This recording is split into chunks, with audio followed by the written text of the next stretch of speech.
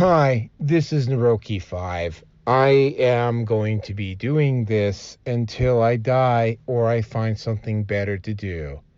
So please help me achieve this personal and, I think, noble objective by contributing to my Patreon or Subscribe Star.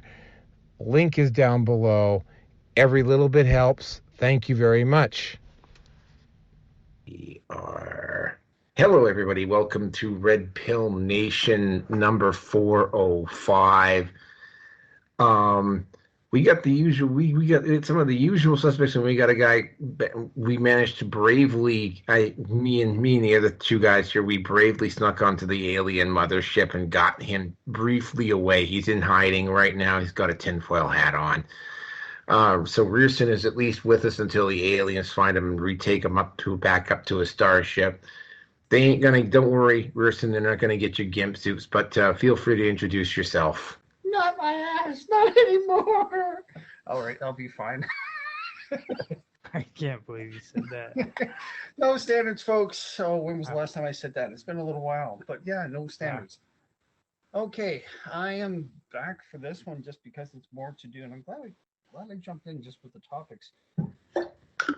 Yep, they're 5 and 6. Yeah, the Edmonton mayor has been engaging in legal lawfare against his critics, and of course there was both the BC and provincial elections held. Actually, it wasn't last week; it was 2 weeks ago. Yes, in case you're wondering, I've been somewhat negligent in posting stuff up. The move is, well, I am in the new place. Everything currently, all my DVD collection is currently still sitting in hampers off to my left. My kitchen supplies are still sitting in bags and boxes in my kitchen, which is now immediately behind me. I did finally get my cable and internet put in this afternoon, and to nobody's surprise at all, for the last 2 or 3 days, I really haven't been feeling like going out or going anywhere. In fact, the first day I moved in here, I slept from like 10, something between 10 and 12 hours after all the moving and everything was done on the first. It's probably going to take me a couple of months to get everything straightened away and organized here. I go out again for 2 weeks on the 6th. So yeah, this show's probably going to get posted up after I get back out to site. I'm not going to give you the exact address of where I'm living, but I'm no longer living directly on an ambulance and fire route. From where I'm living, I am still living in the same neighborhood, but I'm not on a major route now. Like, we don't have to worry about ambulances and fire and police like driving by at all sorts of hours with their sirens on, because the new place has its windows facing back towards the alley, and I'm a full block off of White Avenue now, as opposed to where I was before. I was literally straddling White Ave. I knew it. They forced you to the back of the apartment complex. Yep, exactly. So anyway, with that, Roger. Hopefully you can get to come up here after I finish the 2 weeks. You can come up here and have a visit. There's lots more room at this place too, and some very interesting revelations about my lifestyle and some of the things that I was doing that I'm gonna have to process while I'm up at work. So, Roger, introduce yourself.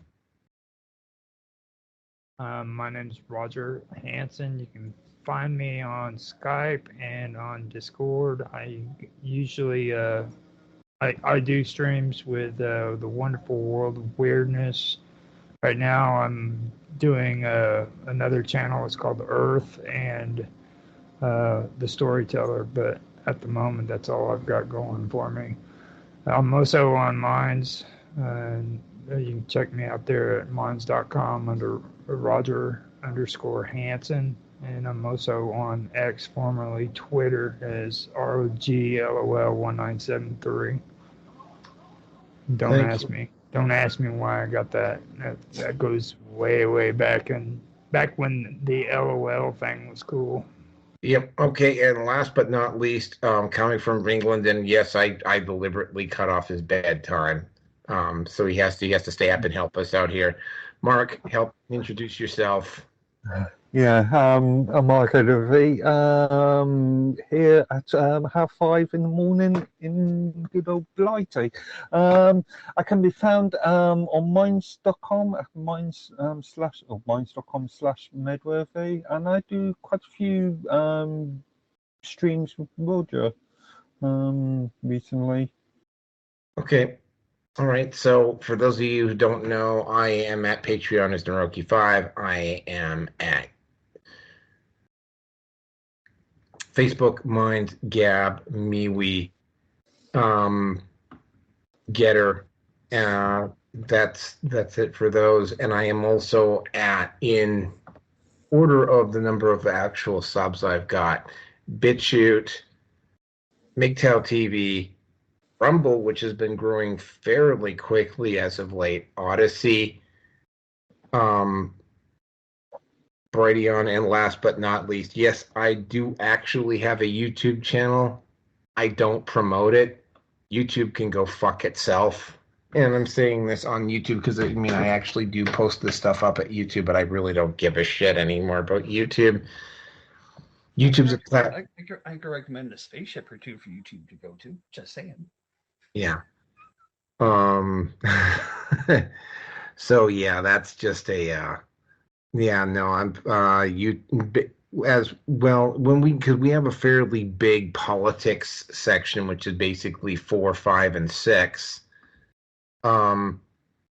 Yeah, so what's going to happen next week is that everything that happened, basically 406 is going to be the election special, which we will do probably because I get back into because I get into work Wednesday afternoon, so we will probably do it Thursday. We could possibly do it Tuesday, but if we do it Tuesday, we'd have to do it early, just because I have to be at the office for my pickup by about 5:30, 6 o'clock in the morning to get out to site. So I don't want to be up late to cover the election on Tuesday.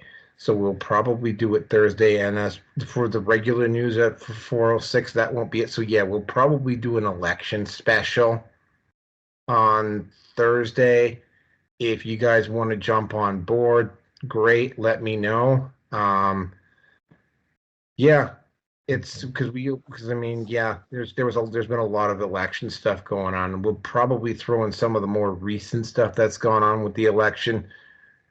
It'll be kind of like almost like a topic E tonight, just to kind of cast some speculation as to where things are going.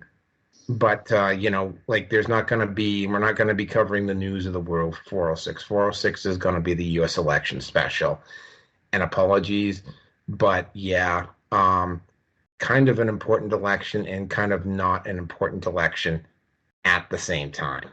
All right, so the topics for tonight are, and we're starting strong off in the manosphere here. Topic number 1, man agrees to impregnate older woman with no strings attached, except she does pull some strings, only to find out that after a DNA test that he wasn't the father. Yeah. Oops. Yeah. Topic number 2, Disney Star Wars releases story of transgender clone trooper.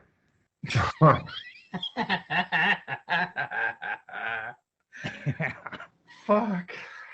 That's not what he said the first time. And then I oh, hell no, dude. It's like he straight up like, we're going to be talking about the gay Star Troopers. And shit. I was like, only on your show, dude. Okay, topic number 3, Border Patrol agent that participated, and there was actually some more retaliation against him this week, which we won't cover, or we might throw that in with this one. The U.S. border agent that participated in the Line of Sand documentary facing retaliation for being a whistleblower. Yeah, I'm not going to get into anything more than that. Topic number 4. This is what the 4, 5, and 6 are actual our politics, the U.S. politics stuff. Just hold on a second here. I got to get some water in me. My throat's getting really scratchy.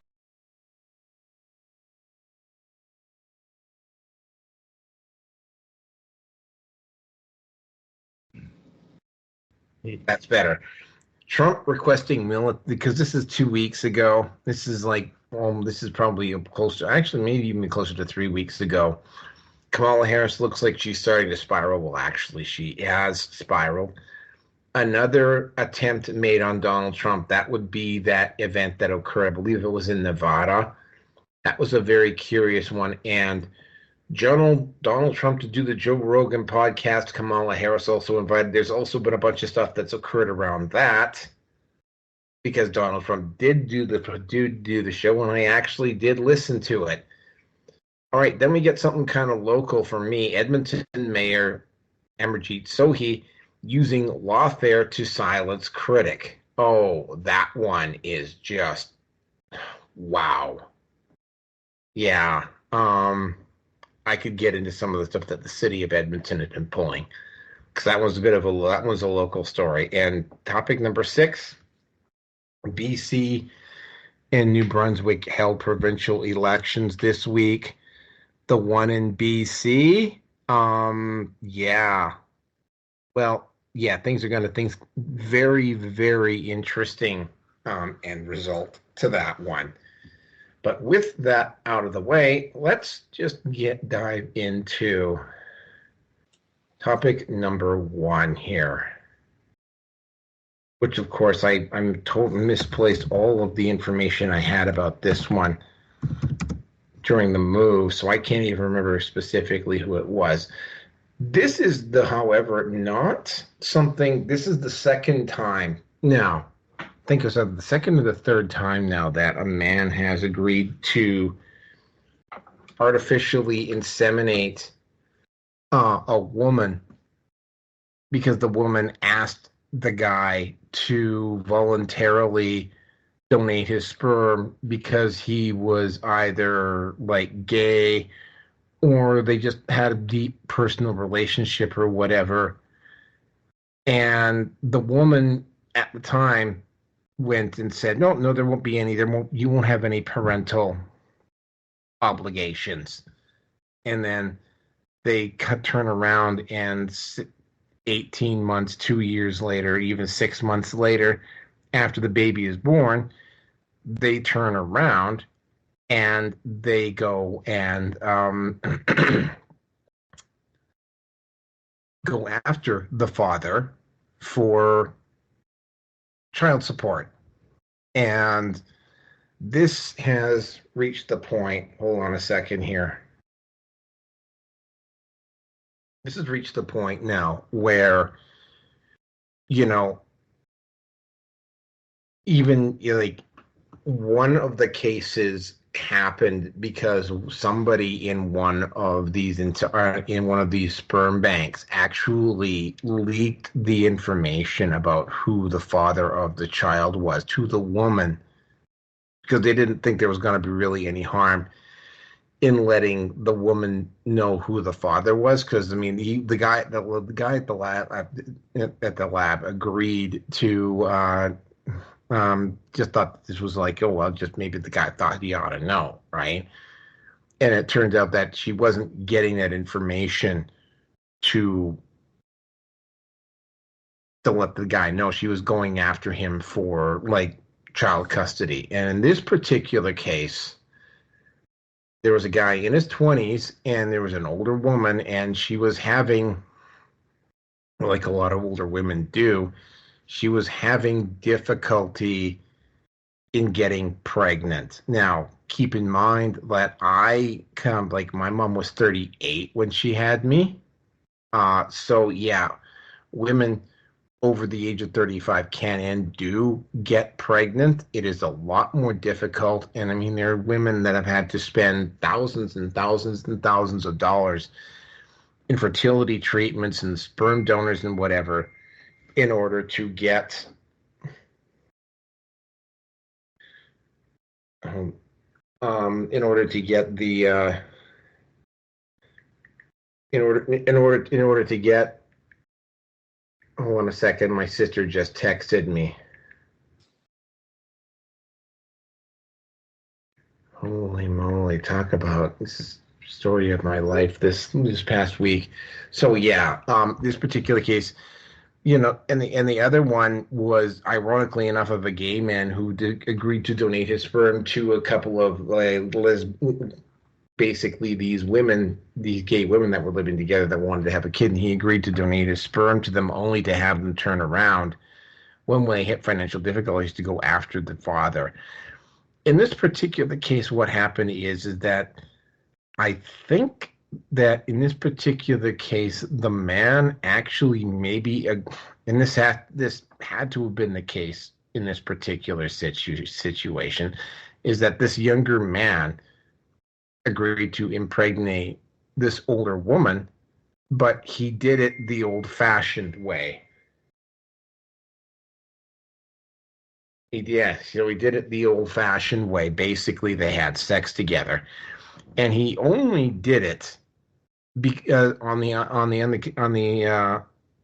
understanding that she was financially independent and that there wouldn't be any strings attached to him if he did it this way. Basically, it's like, yes, I will impregnate you, and I will do it the old-fashioned way. And you know, there will be no, as long as there's no strings attached, fine. And that's what they agreed to. And then, of course, like the moment, well, no, not necessarily straight up the moment, but a few months after the baby was born, she goes after him for child support. And when they actually went and did the DNA test, it turns out that apparently he wasn't the only guy that she was sleeping with. So the sperm donor wasn't the actual sperm donor. Now there's two things about this. First of all, you know, the fact that they had a handshake agreement on this. And there was a woman, probably some woman in her support group, probably put it into her mind, because there is actual. This is one of these lesser. There's actually groups online, and there's actual groups out there, and this is something that a lot of people don't know about unless you're actually in the manosphere. But there are actual groups out there that will instruct women on how to legally take advantage of a man that is the father of their child. Like, there's reams and reams and reams of information out there. And of course, you never get feminists to admit it. Because, I mean, currently the big issue with feminists right now is the fact that, I mean, they're freaking out right now, mostly because of all these podcasts that are taking place. They're freaking out basically over the whatever podcast and whatever, to making women look really bad and really stupid, even though they're doing it to themselves. Or they're talking about Andrew Tate, or they're trying to make it about the personalities, and they don't talk, they don't. Rollo Tomasi, for instance, has been going into a lot of cases of teachers that have been sexually assaulting their students, and apparently he has covered. He says he's found some male teachers that have done it as well. But the current school situation, like, there is a way more female teachers doing it now than there are males. So. But yeah, there are whole websites devoted to how to go after the baby daddy to financially take advantage of him. And I'm guessing probably either one of her friends or or she had never intended on doing it in the first place. The only problem is that, it wasn't the guy who actually, and she thought was the sperm donor, wasn't, and apparently she was seeing somebody else and didn't bother to let the guy know. Now, I'm going to also bring up something about this, is that there have been 2 legal cases where one in Michigan, where a guy, or some woman didn't know who the baby father was. And she just named some random guy that she knew to as the father.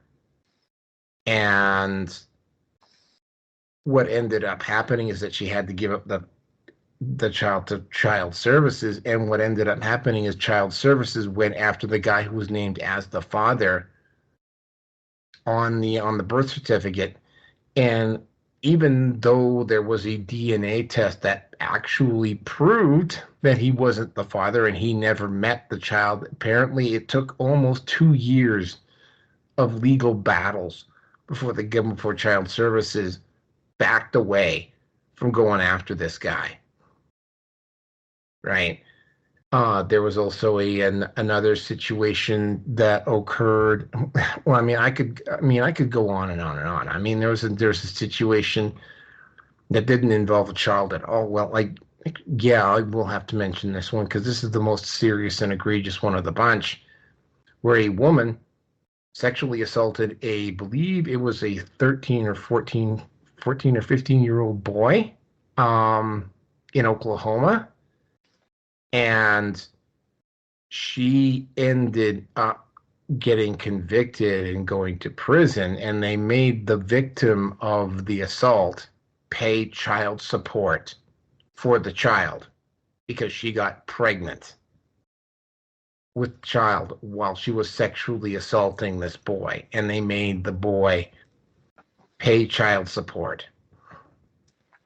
So this is paternity fraud and all of this stuff. And again, when you bring this stuff up, even publicly, which is something, by the way, that Rolo Tomasi has been doing rather frequently lately, you will get first thing that happens is you'll get feminists that will try to come in and either A, minimize it, or B, will go, well, oh no, it's happening to women much more than it's happening to men, which is actually patently false, because if you throw in prison rapes along with the actual reported cases of sexual assault that occur, at least in the United States, at least in North America, the actual numbers are actually more men are getting sexually assaulted than women. If you throw in the unreported sexual assaults that occur in prison. And yeah, you get a big, huge, and a lot of it has to do with the victim industrial complex that feminism has brought up. And it's like, yeah, so this is one of those, again, right? Feminists have really, if it wasn't for the manosphere right now, something like this wouldn't even be getting reported. But yeah, and to give you an example, I'll bring 2 more things up, and then I'm going to turn it over to Roger here. There's only one state in North America. There's no provinces that have done this, but only one state in the U.S. where you can be charged, if a woman commits paternity fraud, she can actually face criminal charges for doing it. And I'm going to point this out. The Democrats fought against it tooth and nail. And at one point, I don't know if it's still the case or not, but at one point, France actually outlawed paternity tests altogether. And there's been multiple cases of where, when a guy gets brought into court for non-payment of child custody, where the courts will do everything in their power to prevent a paternity test from occurring. to the point where in France, for instance, they actually outlawed paternity tests. So with that, I'm going to turn it over to Roger. Yeah, but like I've been in the past. I've checked out a lot of that stuff with teachers taking advantage of their students. And the weird part about it is when you go through and you look at those women, like these aren't like freaking butterfaces either. There's a lot of beautiful teachers that are doing it. That's the thing that really sticks out to me about it. Like there should be no reason why they would have a problem with getting a man. You know what I mean? That's something that really sticks out. And there's a whole bunch of them that they talk about when it comes to that stuff. Now, I agree with that thing. I've heard people talking about the rape thing concerning men, and that's the one thing they always try to avoid is the fact that, like, men that have been raped in prison and stuff like that, they say, well, this is not the same. But that's bullshit. It really is the same, you know? And nobody takes that into consideration. Because really, I do believe that it's not really about the sex; it's about the control. You know, people who rape other people do it out of power and control. They want to feel important. So that's really all I can say on it. You know, because I haven't really talked about this topic in quite a long time. So I'll pass it on.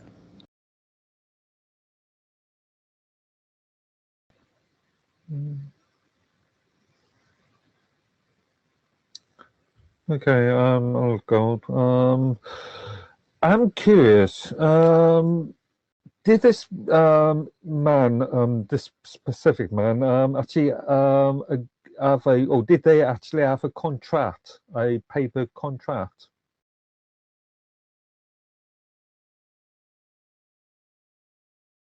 I believe Rookie said it was verbal. Sorry? The handshake, I think, is what Rookie said. If I'm not Okay, mistaken. okay, Yeah. so it's a handshake. So really, it was foolish for both parties to go into such an agreement without a legal paper, physical paper contract, in my opinion. I mean, yeah, if I was ever put in that sort of situation, not I would expect I would have a baby, but if I was ever, I would be demanding some sort of legalized contract. Seems foolish not to. Well, you know why he did that, though. It's like, I mean, he wanted to get some action in. She said, you know, I want to have a baby. He probably didn't even think any farther than that. You know, he got some How free. old was this? Oh, how old is this man? Rough age. I don't know, Naroki. How old is he? I can't. I think he was in his mid to late 20s, and she was in her late 30s or early 40s. The age gap was more than 10 years, but it wasn't like, well, to be straight up and honest, it's exceedingly rare for women over the age of 40 to get pregnant anyway. But I mean, it's not, the age gap wasn't like, wasn't like 30 years or anything like that. So arguably, he should have known better in the first place because he's in his late 20s. Well, here's the thing about saying that the guy should have known better. Information about paternity fraud and what women do and exposing what women do and toxic female behavior. Wikipedia, all of the major, like the mainstream media won't cover it at all. And yeah, I mean, and most of the social media sites will also run block on it. And it's like, even like, I mean, for instance, the Wikipedia page for men's rights is not bad. However, if you go, for instance, to the Wikipedia page on the red pill or MGTOW, and I have gone to look at the MGTOW page on Wikipedia. Like first of all, you can't alter or you can't add. They've like blocked making alterations to that page, and all except for Helen Smith's Men on Strike, every single post at the MGTOW Wikipedia page every source is a feminist source, like literally all of them. In fact, there's one of them which has been I wish I was lying about that, but I'm not. There's a guy who was quoted on there 2 or 3 times by the name of Mac Lamoureux, and he did a article on MGTOW, which occurred during the slut walk here in Edmonton in 2015. I'm the only person that's ever done an interview with this guy called Walking Away Man. But if you go to the Vice, if I don't even know if the Vice website is even still up or not, but there's an article done by Mac Lamoureux on MGTOW at the Vice website where he doesn't specifically say he interviews it, but he just kind of like reads it between the lines. And I actually talked to the guy who is the guy on the cover photo of that particular article. And Mac Lamoureux is quoted as a quote unquote expert on MGTOW, and he has never spoken to a MGTOW. In fact, he didn't even do an interview. He never even went over and spoke to the guy who was doing the MGTOW, who had the MGTOW open MGTOW presence at the 2015 Edmonton Slut Walk. Like, he never spoke to him at all. So yeah, like, to say, well, he's a guy, he should know better, and me, for instance, I have to routinely go in and have to get harsh with white knights, male feminists, and whatever, who will keep sneaking onto manosphere sites on Facebook and will come in and will throw around words like incel and will just troll and whatever and have absolutely no intention of actually contributing to the conversation. And I gotta also be straight up honest with you here. Like, there's a lot of guys in the manosphere that have some serious issues, and some of them are not people that I would want to have around me. But I mean, yeah, they're trying to, like, they're doing everything they can to prevent the necessary information about gynocentrism and what's going on from getting out. Like, people just don't know, right? And with a lot of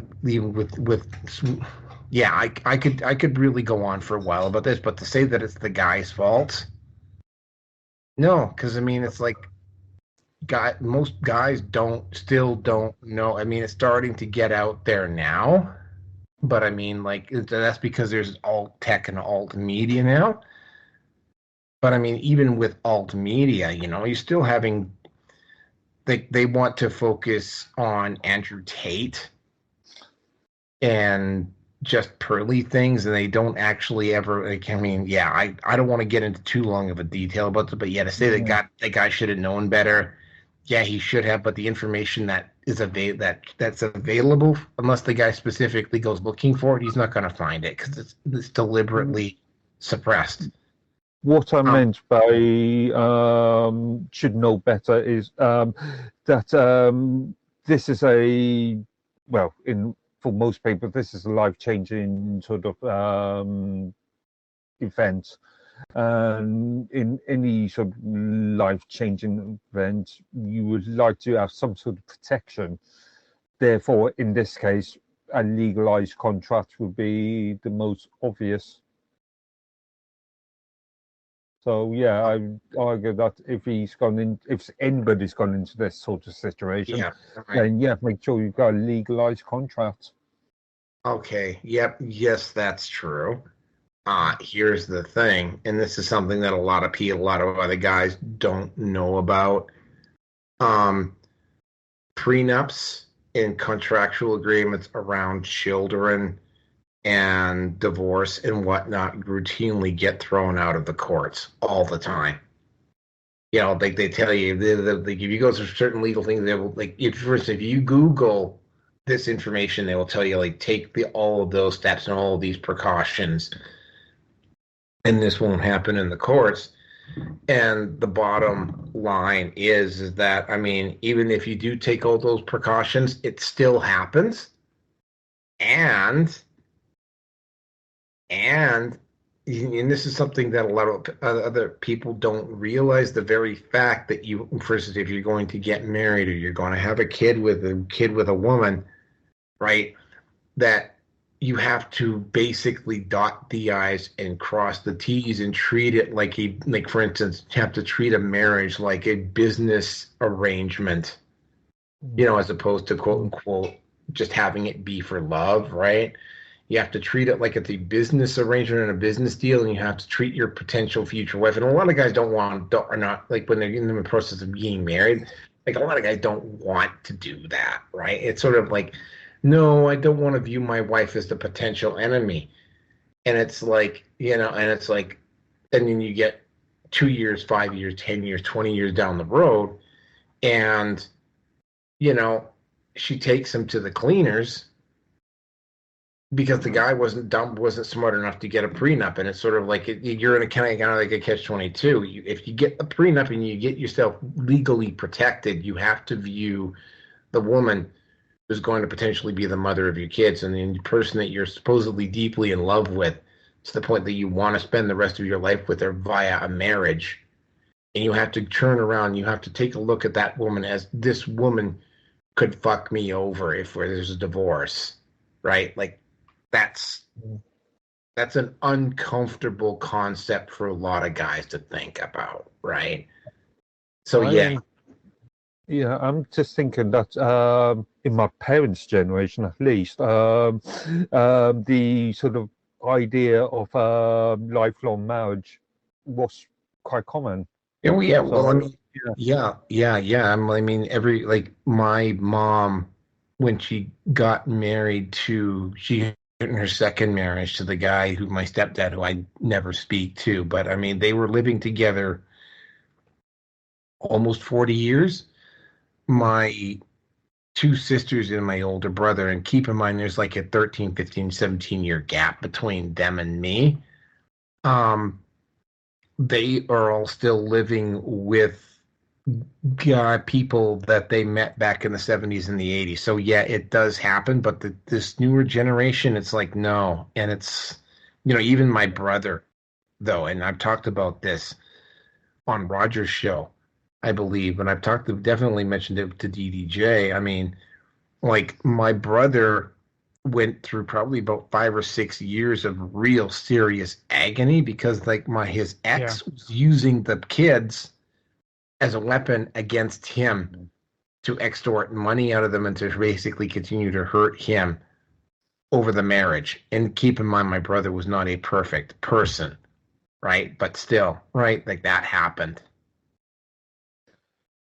just one more thing I'm curious about. This example, this one that you've got written down there. How long did the two people know each other beforehand? The article I read didn't say. Okay, so I presume it's not something that they met in a pub or in a cafe one time and Yeah. the next day. It didn't specifically say that, but I mean, again, right? Like, you know, like this is something that I have to keep going on. We've almost at 40 minutes. Well, it's probably about 30 minutes on this one. Mm. You know, and this is something that a lot of guys are not comfortable accepting.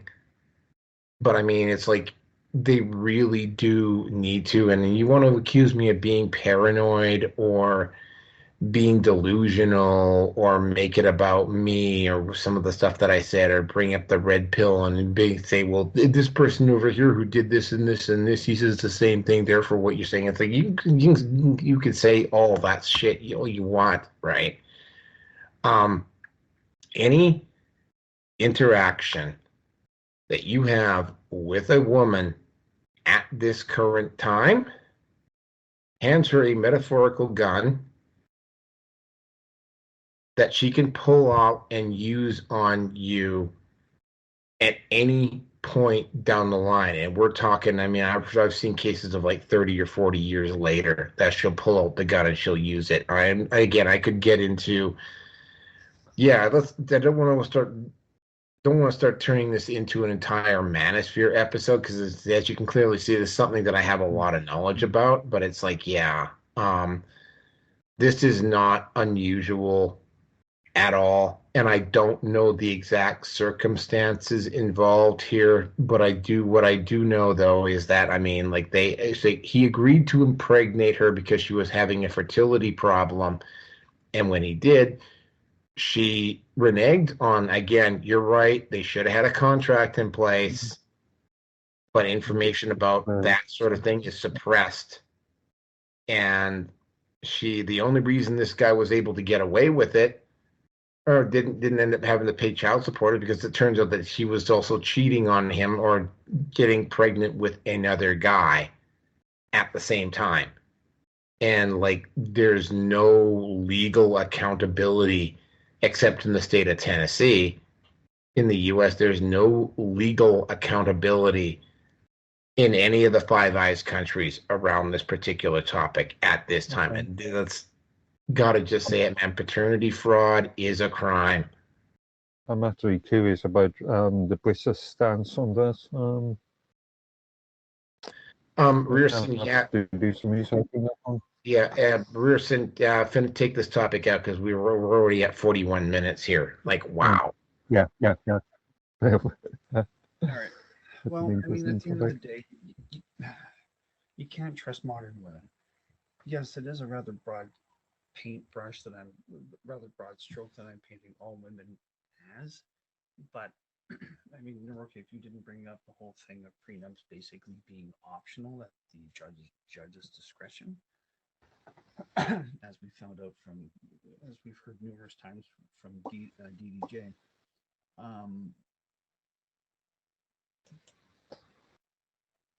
just interacting with a female at this point in time, given everything, the state of what everything is right now, yeah, you are playing with you're playing Russian roulette, and there's no, and you wonder why men are basically just saying, just shut him out.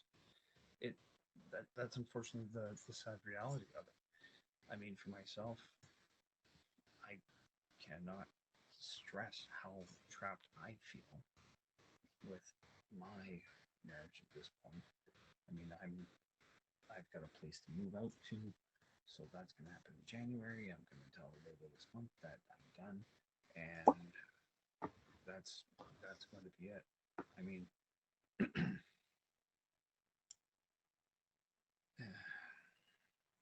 and as for the woman in question, and I'll use that term very loosely, she's obviously acting like a bitch in heat, looking for any guy that's going to basically knock her up. And most likely, I think, as you had already said, what most likely happened here is that she found someone else. He managed to knock her up, and that's fine, great, whatever. But she probably was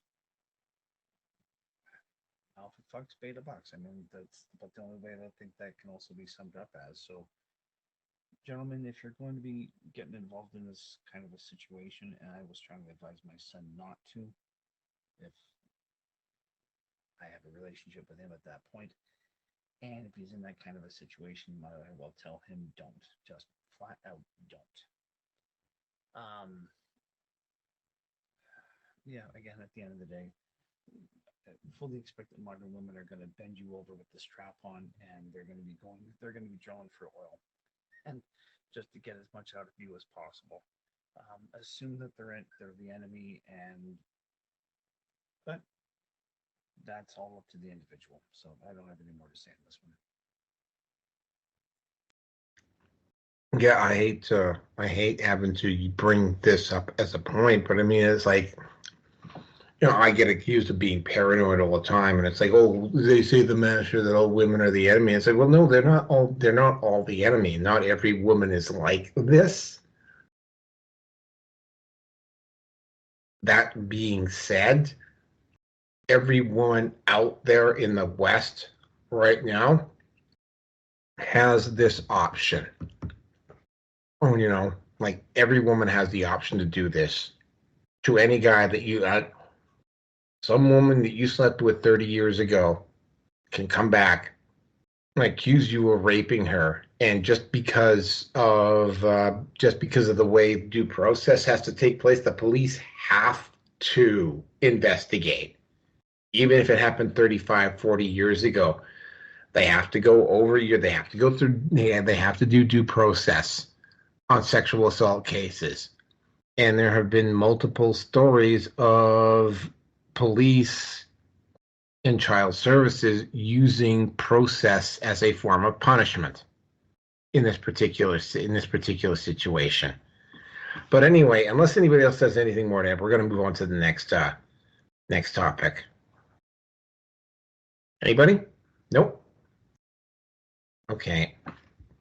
Yeah, as you clearly see, I have a lot of knowledge and a lot of sort of investment in that particular issue, even though I'm not a father. Like, I know a lot. Like, I can tell you right now, in the manosphere, the single biggest issue that we got to deal with in the manosphere is child custody and child support.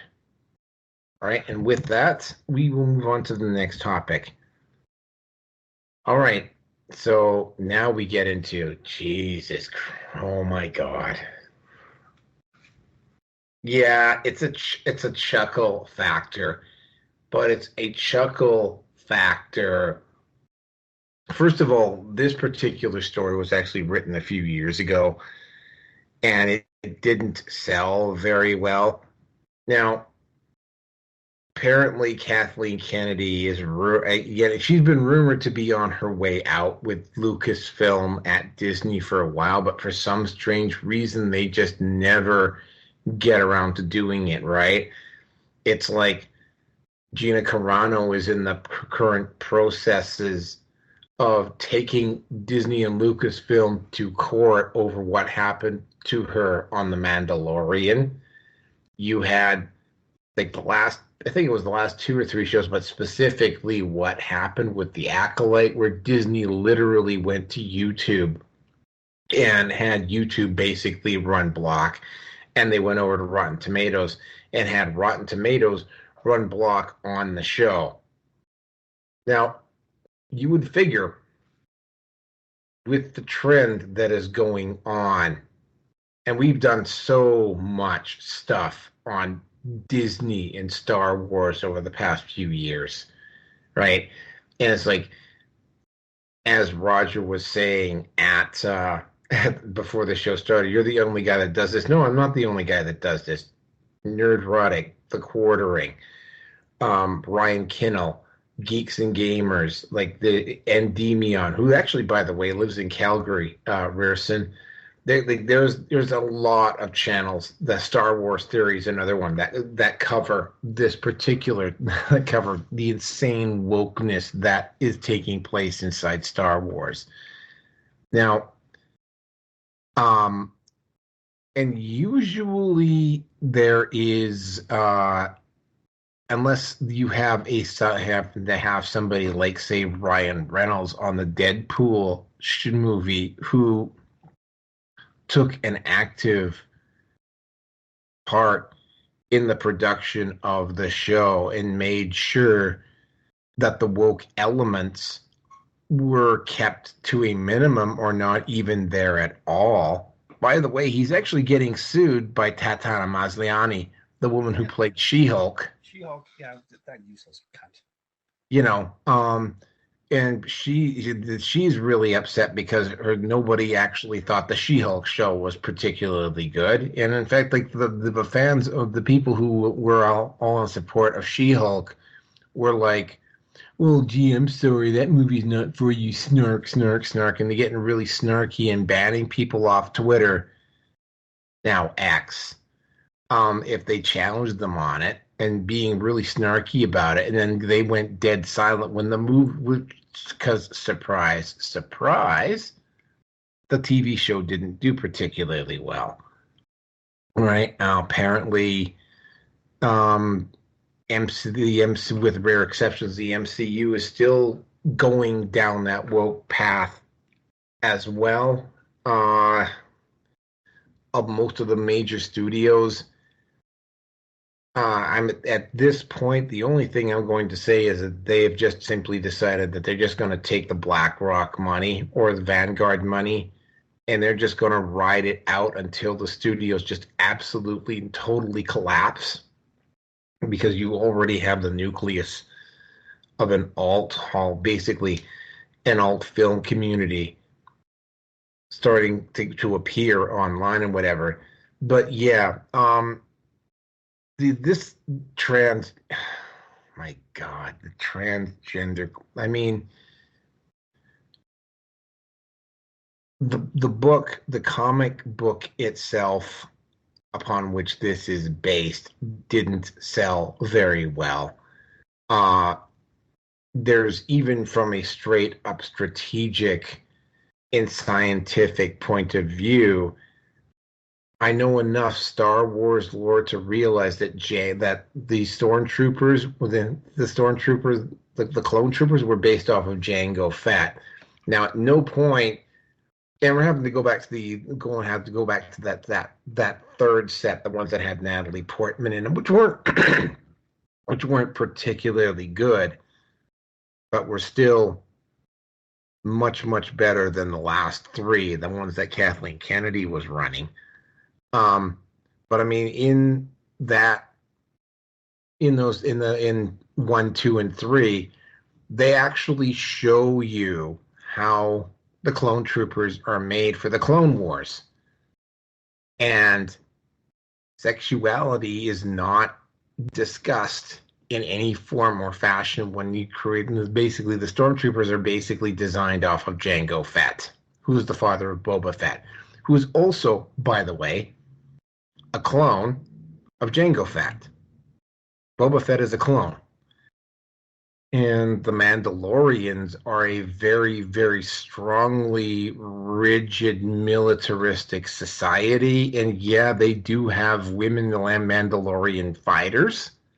But again, right, if there are transgenders in the from Mandalore, which might have been a little bit more believable if they had basically said that this is a transgender fighter from, oh, that's good. Thank you very much, Roger. I'm totally using that.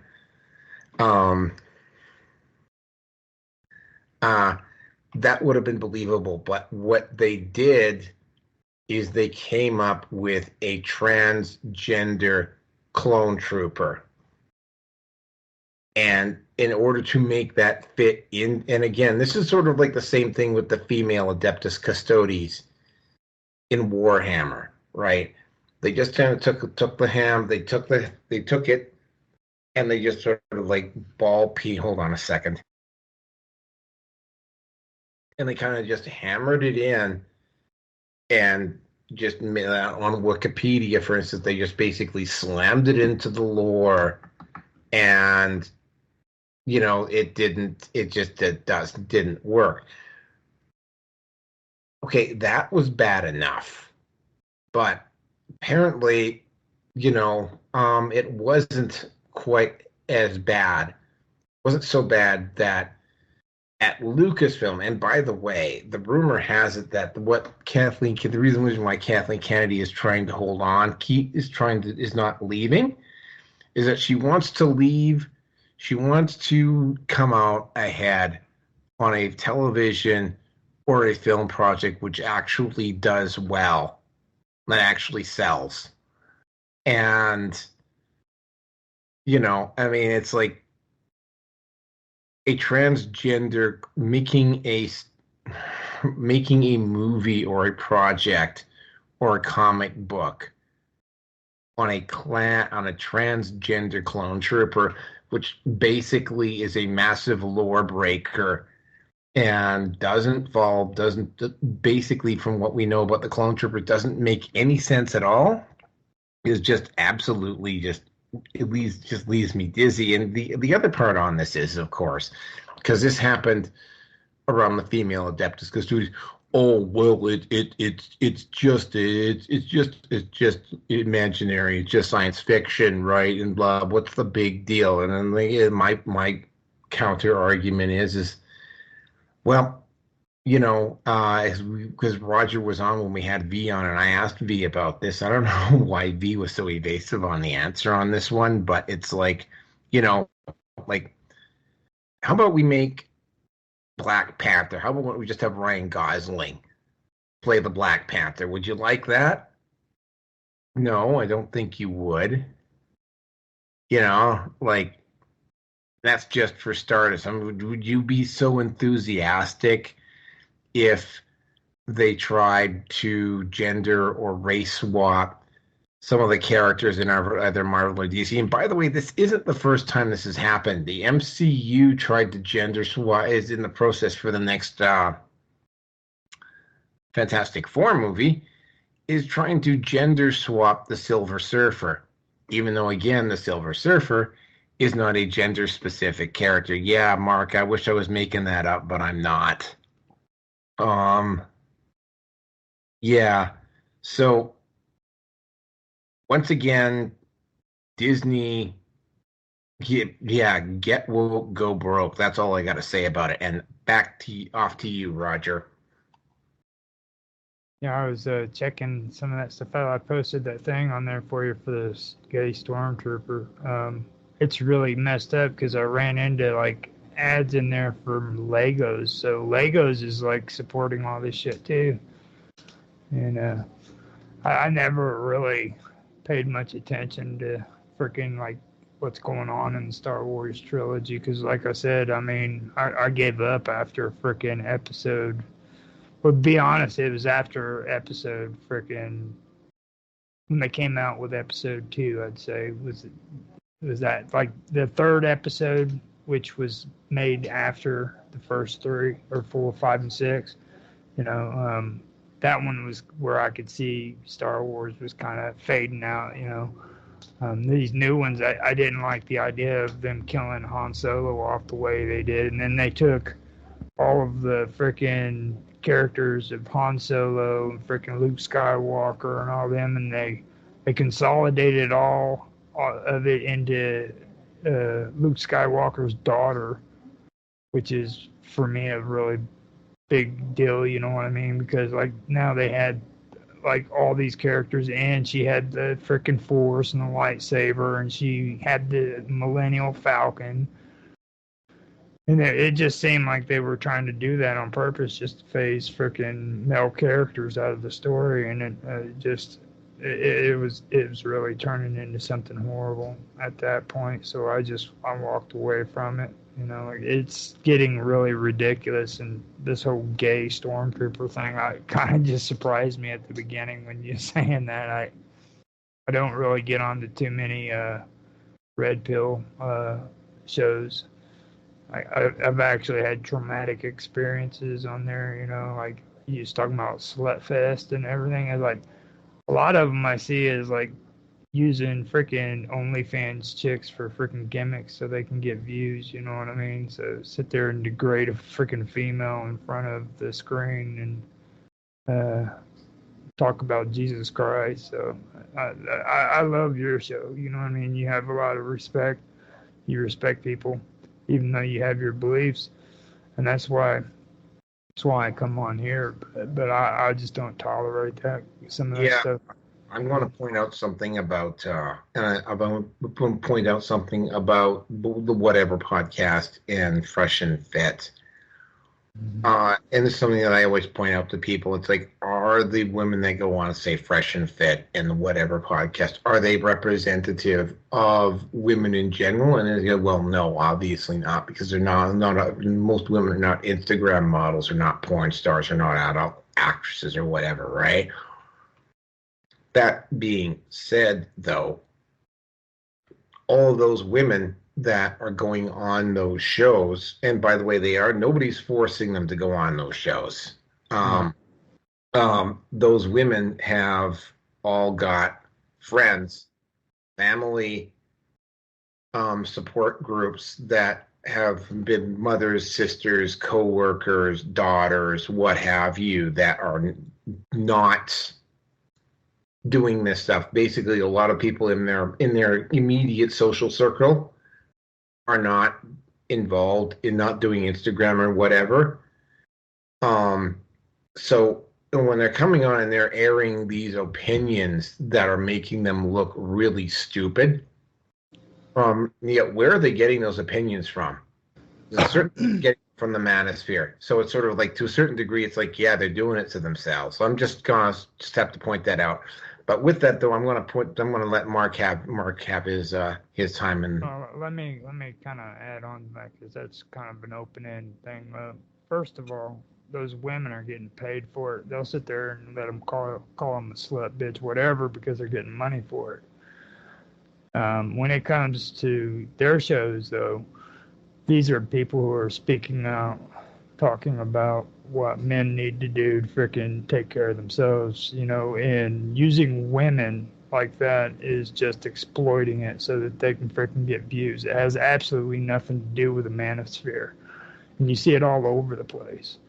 Okay? And that's what I was talking about. You don't resort to stuff like that, you know what I mean? But these people do. So don't be manipulated by these people coming on there talking about the manosphere, when in reality all they're doing it is for attention and for views. That's my whole point. It doesn't matter about the women. It matters about these men who are getting on there and doing that kind of behavior. It's inappropriate and they shouldn't be doing it. That's all I got.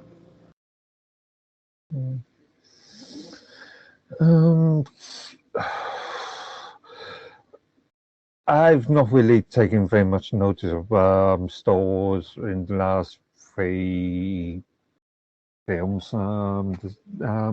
Really, I've not.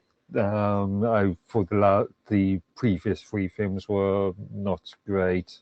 I'm still a big fan of the 1970s, early 80s stuff. But this seems to me, first of all, if I remember correctly, the Clone Troopers were, as you say, asexual, but they were male. This was, if I remember rightly, this was established in the animated Clone Wars series. But you also mentioned the Warhammer 40k thing, and I remember that story. In the traditional lore of that franchise, there was the Sisters of Mercy, Sisters of something on that one. Sisters of Silence, the Adeptus I got a rather interesting. I'll just throw this in here and then I'll let you continue here, Mark. Yeah, when they were talking about doing the Amazon series, and the wokesters over at Amazon were supposedly wanting quote unquote female representation, because you're not going to get it with the Space Marines, right? And there's actually a lore reason why the Space Marines are only male, which I'm not going to get into right now. The issue is that it's like, and Henry Cavill literally said this to them. Well, they have females in. They got the Adeptus Assassinorum, which is, they got the Inquisition. They got female women in the Inquisition. They got females in the Adeptus Assassinorum. But specifically, they're talking about the Adeptus Sororitas, Sisters of Silence, and the Sisters of Battle. And allegedly, I don't know if this actually happened or not, because this is the same sort of thing. Because I was actually listening to videos about this. I was listening to some of the audiobooks about it today. Sisters of Silence are called the Sisters of Silence because they don't speak. And it's like, well, we need female speaking rules. And it's like, well, yeah, if you're a deaf actor and you have to sign your stuff on screen, that is considered a speaking rule. And it's like, okay, well, what about the Sisters of Battle? And it's like, well, no, they're too religious. And it's like, well, how can they be religious?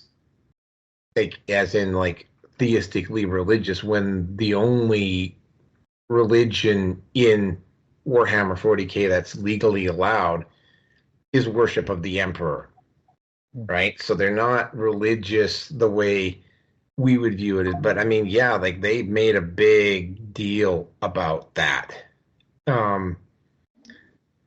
So yeah, that's part of the reason why is it's sort of like, well, we do have female characters, but apparently Amazon had an issue with both of the options that Henry Cavill put forward for female characters, and yeah, I'm not gonna get it wholly into that, but that's basically what happened, which is why the Warhammer thing has been kind of stalled out for a little bit.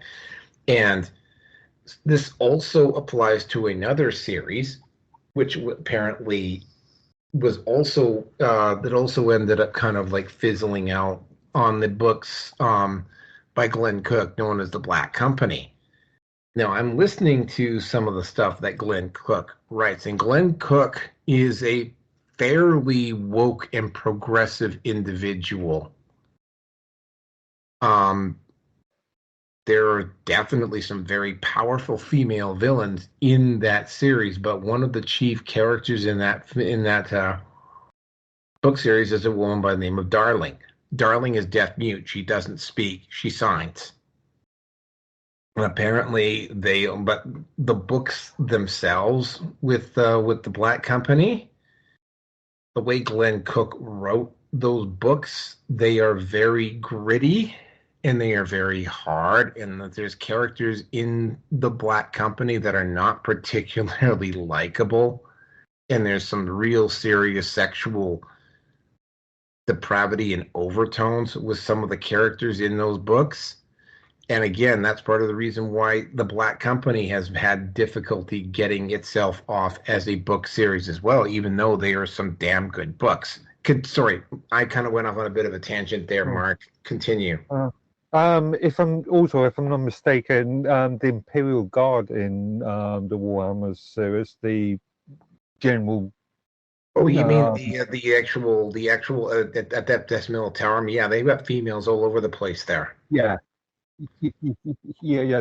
It's just any human that can fight. I don't know. This is all about rewriting. Well, let's say rewriting history. These series of these franchises have a long, drawn out history. I mean, as far as Warhammer is concerned, that was in mid-80s started, didn't it? Yeah, early 80s, yeah. And Star Wars was 79, 78. So yeah, it's just these people wanting to rewrite history to fit in their view what modern audiences want, even if those modern audiences did not want the concepts, especially the people who take the time to actually follow the history and the lore. I don't know. I could have a interesting discussion about how this mirrors sort of real life in some respects. Certain elements would like to just rewrite history just to suit their narratives. Really. But yeah. Yeah, well, there's also been an issue. For instance, Shadowrun, the game, they've had the issue of wokeness also basically preventing Dungeons and Dragons from actually having, because there's a lot of lore in Dungeons and Dragons that would make really the whole Dragonland series, for instance. Yeah, I was thinking Dragon Age there's a new version of Dragon Age or new episode of Dragon Age brought PC game, and that's from what I've heard, that's Oh, been yeah, that was actually yeah. going to be a topic for 406, which is we're not going to be covering because of what happened this week. Yeah, Yeah, Mm. about that. yeah. Star Wars Outlaws. But I also, another really good game. They've had difficulty getting Dungeons and Dragons books and game worlds developed because they just keep reverting back to wokeism. And also, this is another one that apparently had some difficulty in getting itself up and running. There's another game world known as Shadowrun, which is all really dystopian and really dark, and there's not a lot of good guys in Shadowrun. And that's another gaming world that they've got some really good, interesting ideas in that gaming world. There's not a lot of books, there's not a lot of lore about Shadowrun, which is unfortunate because that whole world would make, if somebody was willing to like adopt and write some good books about it, would probably sell really well. But again, there's another one where, if you could base a movie or a TV series off the Shadowrun world, especially if you threw in a little bit of SCP on top of that. I mean, you'd have a really good series there. But again, right, same thing, right? I actually I played one game of that some time ago, and that's a sort of dystopian futuristic thing, but with sort of fantasy elements in it. Yeah, it was that's the game that I can't remember the actual full title of the game. I know there's only 2 or 3 games out there, but yeah, that was quite a good CRPG. Yep. I will just throw in one more thing about Dragon Age. They did a trailer and they put it up on YouTube. It had, I think, I'm trying to remember how many hits it had. It was up to like 450,000 when I watched it. It had like overwhelmingly like the people who voted on it, and there was like something like 50,000 votes on there, and it's like there's only like 400 or 500 up votes for the Dragon Age game. And again, we would have actually been covering Dragon Age on the next show because of what happened, because of what's gone on, because of the move this week. We're probably just going to have to skip over that unless somebody wants to throw that in as an alternate topic for next week, or we could do a special show on a couple of the episodes that some of the really important stuff. But yeah, but with that, unless you have anything else, Mark, we're going to have Rearson throw in. So Rearson, are you ready? Okay, knock yourself out, bud. Alrighty. Well, oh, only. I don't even know where to start with this anymore. I mean, Sargon of Akkad had brought up the fact that Star Wars Episode 4, New Hope, was lightning in a bottle. And Lucas was able to replicate it to varying degrees of success, but it wasn't what the release of it was, with Skywalker and the Death Star blowing up and all that shit. It done very well, cutting edge technology for its time and all of that stuff. He compared Star Wars to be no different than the Pacific Theater World War II of the cargo cults, where they'd fly over the islands that were occupied by the Americans, and they would drop supplies, and sometimes those supplies were mistakenly dropped over with the local natives. And you've seen these before, where they have these mock idols of the bombers and the hopes that they're going to come back and drop more stuff off, which realistically is not going to happen. And in many ways, that's what's happened with Star Wars, is that, and especially when it was sold to Disney, which, yeah, anyway, I'm still bitter about it. Trying not to be, but I am. And the whole thing of Jedi and attachments is like, yeah, I'm a little bit too attached to that. Anyway, so what we're seeing is a corporation that has no creative soul to them. They have no idea what they're doing, and they're, as you've said it before with the Barbie movie, they're trying to capture lightning in a bottle again. And they had something that was going to be there that was starting to bring the franchise back, which was the Mandalorian, but that all got shot down after Mando season 2, the last episode, and Skywalker comes in his X-wing, and anybody who knew what that was all about just about shit themselves or blew their load in their pants. I was no different. But after that, it's turned to absolute garbage. Kenobi was an awful. Obi-Wan series was absolutely fucking awful. Deborah Chow just needs to stay out of movie making entirely, but she probably got the job just because she's got a set of tits and a vagina. And a useless one at that. Book of Boba Fett, don't even get me started on that because he couldn't make any decision without Fennec Shan to be with him, and she's easy on the eyes. That's all I'm going to say. She's easy on my eyes. So there's been nothing but mediocre shit coming out. I enjoyed Bad Batch seasons 1 and 2 with my son. 3 was eh. And they had to finish up with Clone Wars season 7 to bring some sort of closure with Ahsoka and everything that happened with Order 66 and the whole freaking bit. Not bad. That's about all that I can say about it. Now, I have to kind of lay this out because of what's been pointed out to me is that the Kaminoans, which are the people that created the clones were technically still the property of the Kaminoans. They can do whatever they want with them. And if Sister was found out by the Kaminoans, I'm just going to call it for what it is, it would have basically been eradicated. There was no use for it. It was too much of a deviation, and there's no why. I mean, you've got someone that,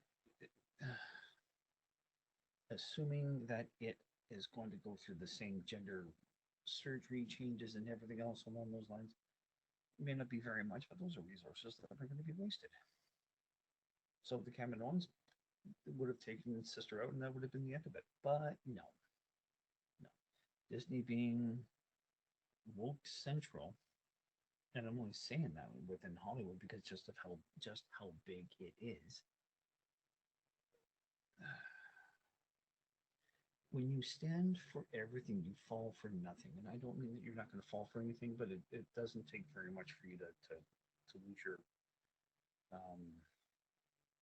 point, shall we say. And you'll very easily go on a downhill trajectory over basically anything and everything. No, yeah, when you stand for nothing, when you stand for everything, you fall for nothing anyway. So, to me, this has just been an absolute fucking joke.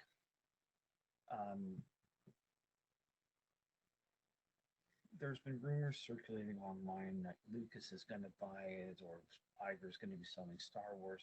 I mean, the franchise has not made any profit at all. They bought it for $4 billion, and the first three movies basically brought in a profit. Wasn't very much with Rogue One, but it was profitable. Episode 7, Episode 8, Episode 9 was, I think it also lost. It might have made a profit, but not very much. And then, of course, there was also the Solo movie, which we've gone over ad nauseum over that fucking thing. So they're on a very clear trajectory of not bringing in a profit, and Disney can't do this for much longer. So Darthleen wants to be going out on a high note, well, it's going to be a cold dang fucking hell before that's going to happen. She'll die of old age before that happens. But She's a feminist. She thinks that she knows better. She knows that she knows that what she's been doing has been working, but her pride, her ego is getting in the way. And it was things are bad when, and I can't stand Mark Hamill, but all of the times that he was being as subtle as possible by saying the sequels are a disaster. There was like 20 instances of it, or whatever the case may have been. And then the guy that played Poe Dameron, would you do another Star Wars movie? He just said nope. He was pretty damn fast to say he's out.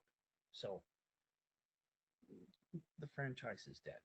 I'm going off on a tangent on this one. Anyway, it's just blue checkmark idiots that don't understand the universe. They don't understand the lore. I could write it better. I could write better than what those fuckers are putting out. And I don't write very well. I mean, I don't think I can say it any better. Or I would at least I could be a creative consultant on, just no, that's not going to work, but no, that's not going to work. But he thinks that he's a she, that shit ain't going to fucking fly. And again, Inside Out 2, Pixar was on its deathbed. They sterilized as much of that woke shit as possible. It made a profit. So they know this. They know what the audience wants, and their ideology is shoved so far up their ass. It's in their brain, and you cannot extract it without killing off the host. That's about the only way to say it. So the woke mind virus is fully infected in Petalwood. I mean, Hollywood, especially with Disney, Little St. James. So, you know what? I'm enjoying more watching all of this shit fall apart and laughing at every single failure that keeps coming up. So, my apologies for taking so long on all of this, but just needed to, as I said, just to lay down a basis of a lot of things that had gone on. So, I got nothing more to say, Naroki. Back to you, please. All right. So yeah, that concludes the culture section. And we're going to get into the politics here just a second, but the next article is definitely at least partially and the overall political. lack of security along the southwestern border is the subject of famed investigative journalist and muckraker James O'Keefe's newest film. We got an unaccompanied minor right here, guys. This is heartbreaking right here. See the handcuffs? Those criminals are being put with the kids? Yep. They're putting the criminals with the kids. Does sacrificing your value system and integrity to feed your family make you a bad person? They're putting blinders on right now to stop us from seeing what's happening. There seemed to be an internal struggle between doing what people perceived as the morally right thing and pursuing their livelihood. You can't move 500,000 children in 3 years if you're asking a lot of questions. Maybe it's all just human nature. Maybe the powers that be know that. That is Let's go. Stop the car. Stop the car. Where are you going? You're very upset. They're right there. Get down. You're in the secret facility right now. It's just all about money. And joining us now is none other than the legendary investigative journalist James O'Keefe himself. As you all know, he was the brains behind Project Veritas, and he has now since gone on to build the Group, or OMG, as you see all across social media. The new film premiering on October 10th. So just a couple of weeks away is on Tucker Carlson's network, TCN. It's called Line in the Sand. James, thank you so much for being here. As a mother, it's very hard for me to watch these films. I'll be up all night after we talk about this. So I thought you posed a very important question, because I often wonder about the people who work the border and who are involved in, moving these children across the country. How do you turn on the blinders? You obviously spent time with them. What do they have to say for performing their job while they know and see what exactly is going on with these children who are being flooded into our country? And thank you for having me on. Very excited about this film, Line in the Sand. Comes out next week. It took me a year to do this, and it's a very unusual film. It's the true reality. It's not pretend. These are real moments. These are not scripted moments. These are unguarded moments. And to answer your question, a lot of the Border Patrol agents feel very discouraged. They feel extremely depressed, and they've become a processing agency to process people. So they don't really have any autonomy.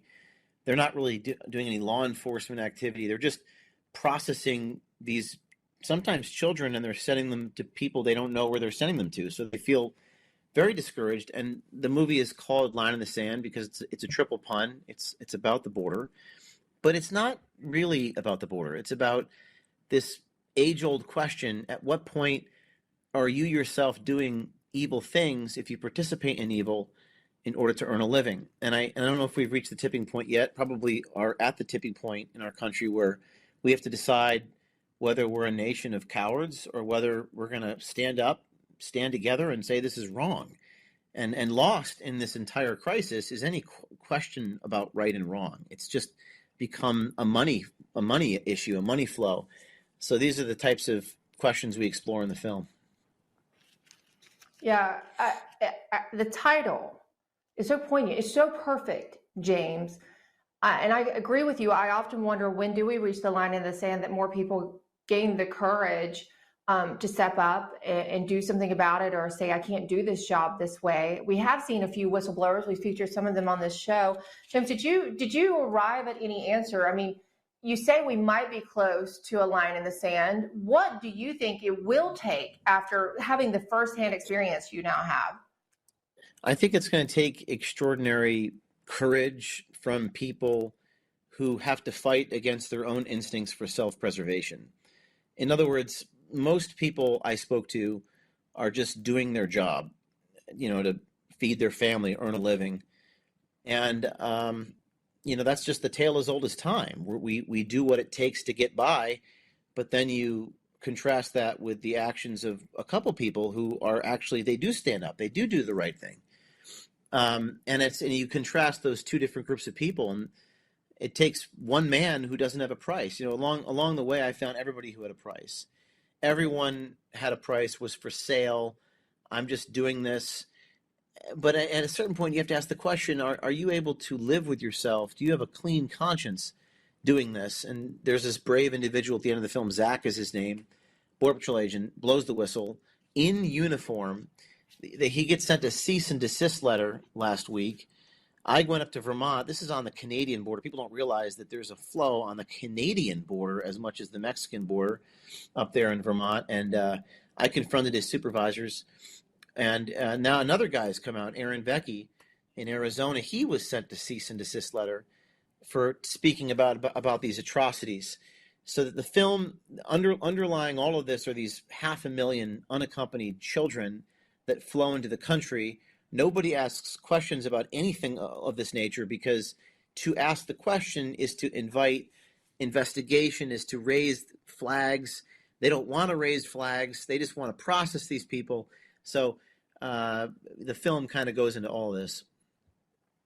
I was really glad, James, to see that during the vice presidential debate, the missing 320,000 children, which is what the estimate is right now, of the children who come across the border that supposedly the government can't find, though that number is hard to gauge, right? Because there's so many that come across that the government's not aware of at all.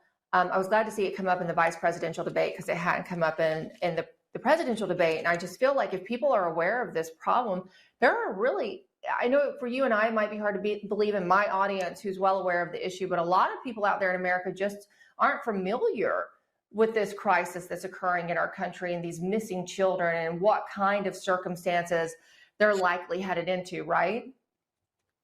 I don't think people have any idea. I don't think people know about these child detention centers in Texas and the names of these locations and the money that's flowing into them.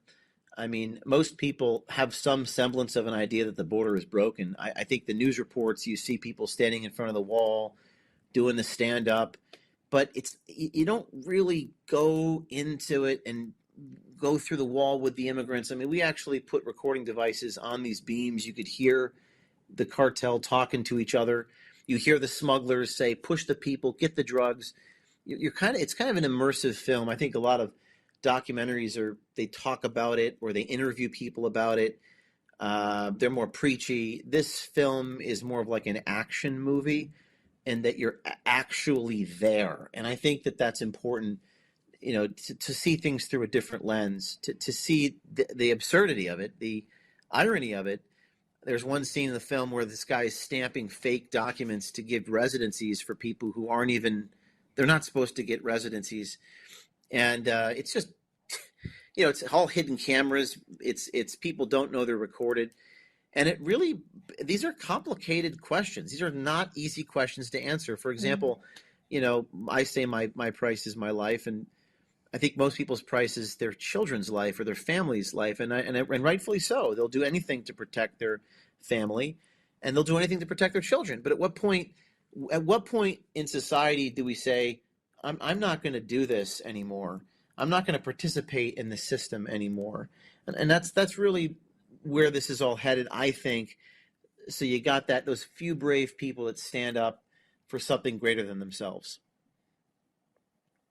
This is so different, James. And there have been other, documentaries or reporting on the situation of the trafficked children or the unaccompanied minor, the missing children. But your documentary poses that very important question of where is the line in the sand, and also you take people through aspects of this crisis that they haven't seen. And I love how it's laid out in the press kit that we get before we talk.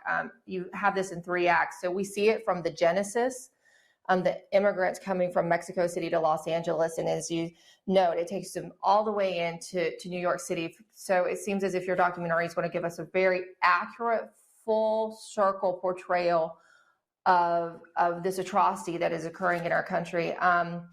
James, I can say I look forward to the information I'm going to glean from watching your film. I know it's going to be very hard to watch, but you're an amazing storyteller, and I think that anyone, you're someone who can reach people with a story and wake them up to what's happening. So, James, congratulations on the film. Thank you for doing the hard work and going out there and doing it. And again, people can see it on the Tucker Carlson Network, correct, starting next week.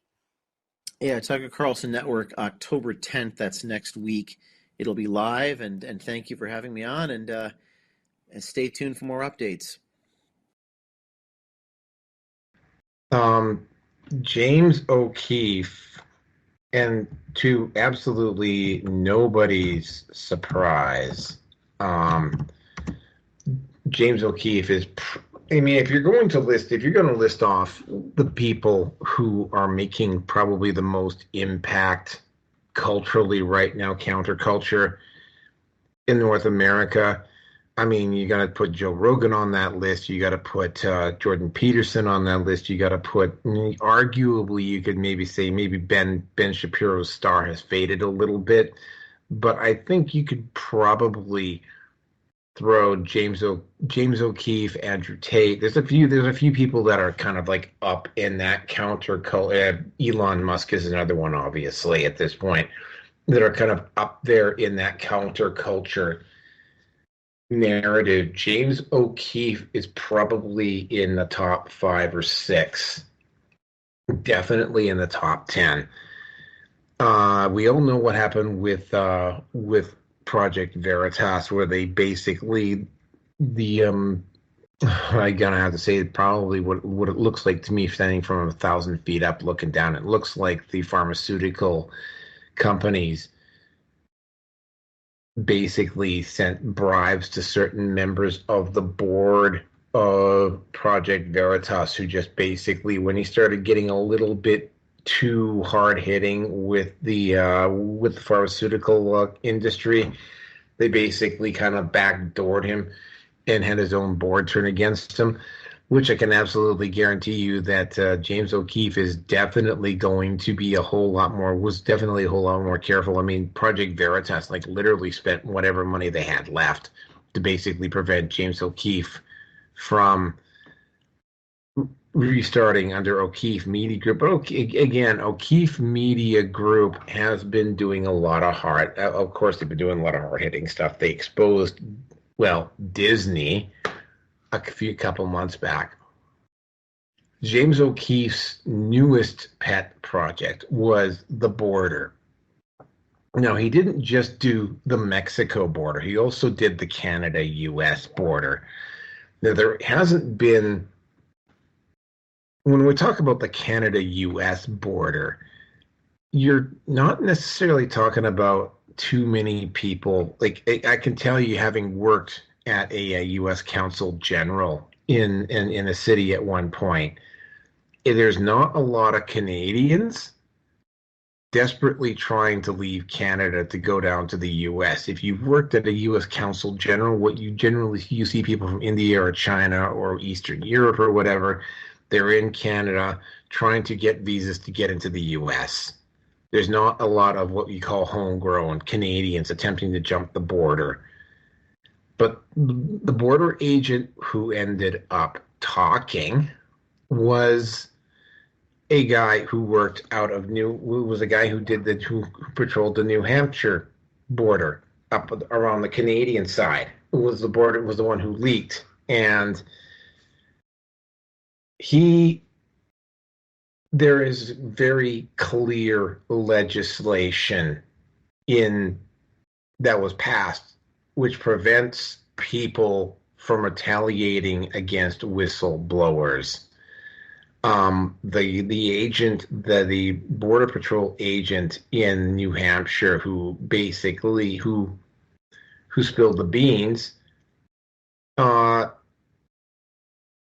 is facing major retaliation. I don't know what his actual union is doing for him, but I mean, he is still technically employed by the Border Patrol, but he's not actually working for them right now. And his most recent when it comes, I'll actually get into that real soon. Maybe you want to cover that a little bit more. He's basically been retaliated against for being a whistleblower, and the retaliation probably would have been a whole lot worse had O'Keefe Media Group not taken the supervisors and the bosses and the people and the higher ups of the organization of the Border Patrol and put what they were trying to do to this agent on blast and preventing them from being able to just basically do what they're doing and just basically flagrantly get away with it. And the whole Line in the Sand documentary is just absolutely frightening, because the U.S. does have a serious, which is one of the things that is one of the reasons why Kamala Harris it was going to lose this election right from the beginning, was because she was the border czar and whatever. But I mean, that we'll get into the U.S. election, which is topic 4. We'll get into that a little bit more. Is the fact that there's a serious situation going. The U.S. actually has like massive numbers of illegals flooding in. Now, Canada, on the other hand, doesn't have people jumping the border as much. Although, again, right, we've had situations in the past where we've had people basically doing draft dodging and whatever from the U.S. back during the Vietnam era and so on and so forth. So that's actually occurred. The way Canada has been doing it is that they've been they've been abusing the student visa system and the temporary workers system to allow a disproportionately large, and we're not just talking about like high caliber immigrants that can produce something. We're talking about people who basically do shit, like go over and shit on the beaches and shit in the parking lot of Tim Hortons. That's Canada. Now in the U.S., what's been going on is that it's not just the situation where the U.S. government has basically blown the borders open is that there's so much corruption going on down at the border that you're getting situations where now, and this is something that I believe that I haven't actually seen line in the sand, but I'm going to have to go see it. Apparently, there are down at the Mexican border, like because the pay is not nearly as good as it needs to be. You now have a situation where you have border guards down at the U.S.-Mexico border that are taking bribes to look the other way because they're not making enough.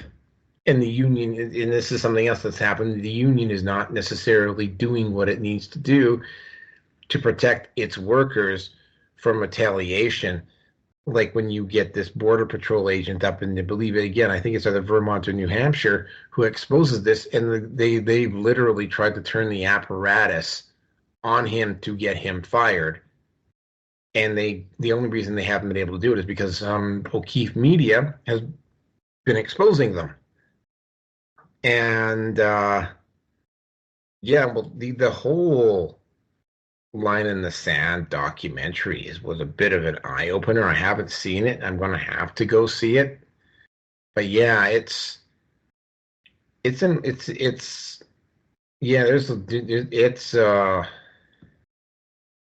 a serious border problem which was not going to get fixed and would not have been fixed under Kamala Harris, which is, yes, we can be thankful that Kamala Harris is probably not going to win.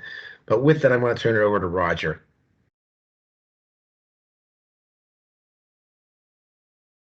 I'm sorry, I got distracted. Mark and Steve are talking crap in the chats, like telling me I need to have like freaking good British people over here and stuff.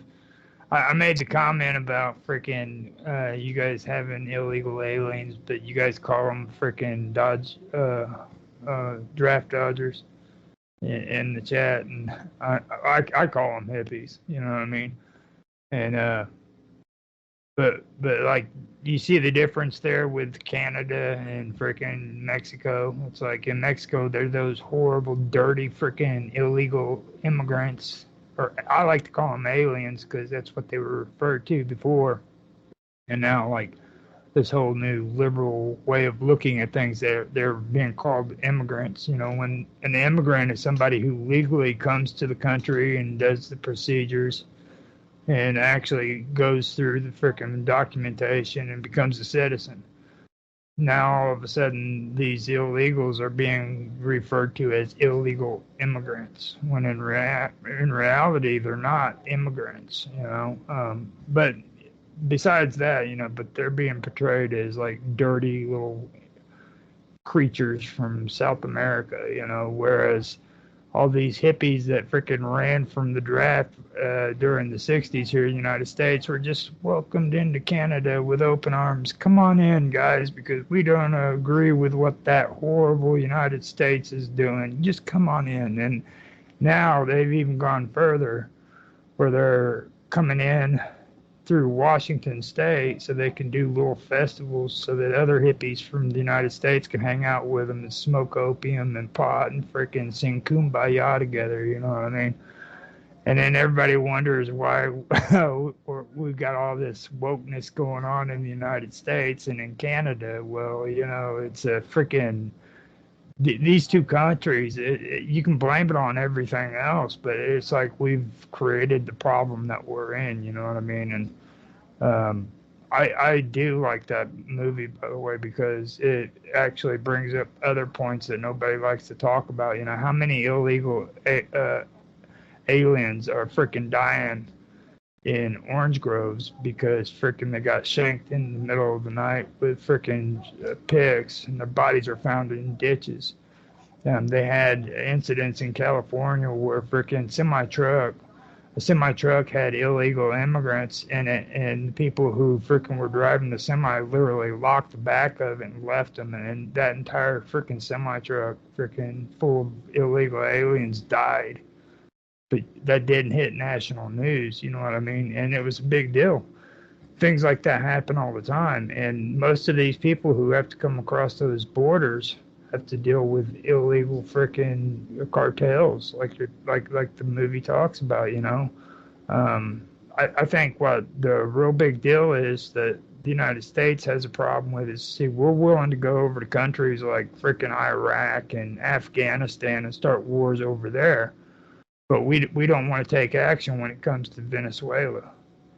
You know what I mean? You got a freaking country like Venezuela that's freaking doing all this shit to their freaking citizens, and you'd think the United States would say, hey, we need to step in and take care of that because these people are running from these countries freaking in groves because of the way their governments are treating their people. They're it's like an exodus, and we turn a blind eye to that.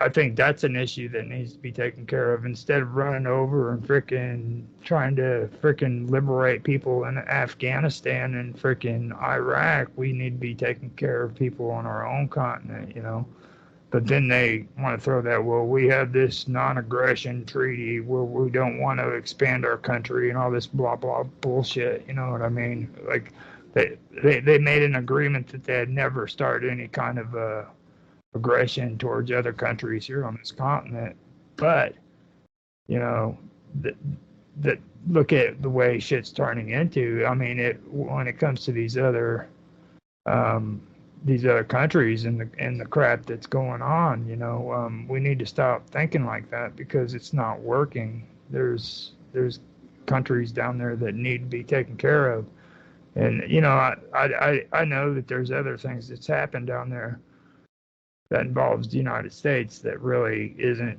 appropriate and it should never have taken place, but that shouldn't be a reason for us not to freaking go out into those countries and do the same thing that we did there.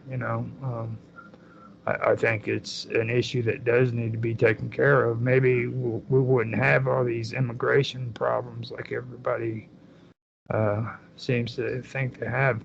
I've got a friend of mine who lives in Costa Rica, which is just north or south of Panama, and he says it's a beautiful life down there. I mean, people freaking don't have all the issues like they do even in Panama, and there are countries in that area that are doing just fine, and that's because they want to live peaceful lives. They don't want to freaking have, all these crazy Americanized kind of situations taking place. Like Panama, they had the military base there, and the military base brought in the gambling and the casinos and shit like that, and then you got hookers freaking showing up at the casinos, and it's a breeding freaking ground for freaking bullshit, and that's the kind of shit that takes place there. People are making money off of this kind of environment, so those are different kind of things that people need to understand. I think 80% of Mexico is freaking ran by non-governmental freaking organizations like the criminal elements and shit. You know what I mean? That's something that really needs to be looked at. I mean, when 20% of the freaking government or the country is ran by Mexico City, that tells you that there's an epidemic there that needs to be taken care of. Rich people have to freaking hide their kids away because if they don't, they get freaking kidnapped. That's some crazy shit going on down there. So that's all I got.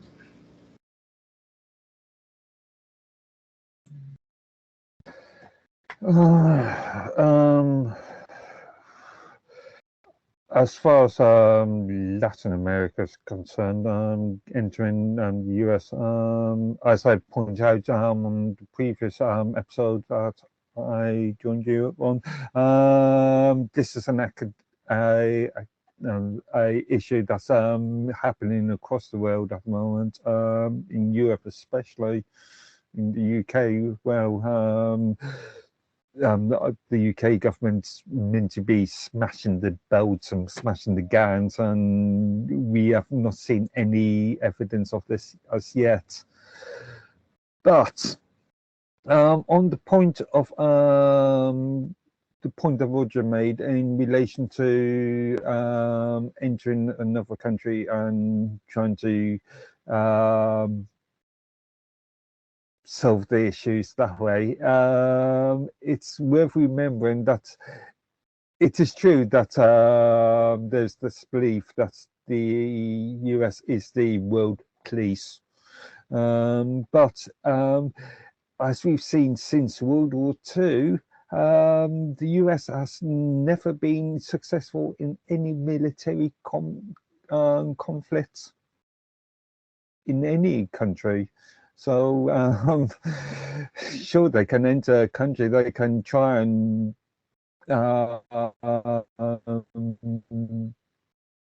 do the operations, but they haven't yet to be successful in any conflict situation. So, and the entire question of another sovereign countries, or another sovereign country, and trying to resolve their issues. Well, there's a lot of ethical questions about that. But yeah, what can I say? This is going to continue and continue for, I don't know, I would swear longer than a decade. Yeah, it's going to take a long time for this to resolve, if at all ever. This goes back to the entire concept of the sort of global sort of world, where anybody can just hop from one country to another country, and yeah, we all so-called global citizens, irrelevant of sovereignty. Yeah, I haven't really got many more thoughts on that, really. Yeah, it's just a ongoing issue that's going to continue on for some time. Oh boy. Harrison, yeah, you're up, Harrison. Yeah. Yeah, Border got agents upset. that want to say that there's so many things that are wrong with what's going on. Establishment in DC, and I'll take it a step further with what Roger was saying. I mean, with what Canada's been doing, is that Trudeau's opened up the border like a freaking bar whore. We'll let anybody come in.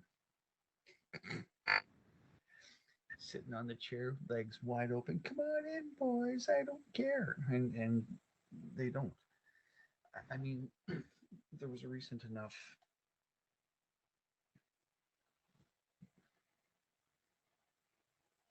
by opening up. It's, I mean, Canada is a mess. I know the UK is sorry to say this, Mark, but the UK is going to be dead. If I've got my way, I am going to be looking at going south of the border, because I don't want to be sort of Kanakistan anymore. And I mean, fuck, what did we just have happen in Brampton? There was. Well, as far as the UK is concerned, it's still early days. We've only had our Labour government since June, July, and the budget's just come and passed, and that was a disaster. And the next thing is May by-elections, so that's going to be an interesting time. But sorry. Yeah, well, I mean, at the end of the day, it's all of the people that we elect have been selected by the powers that be.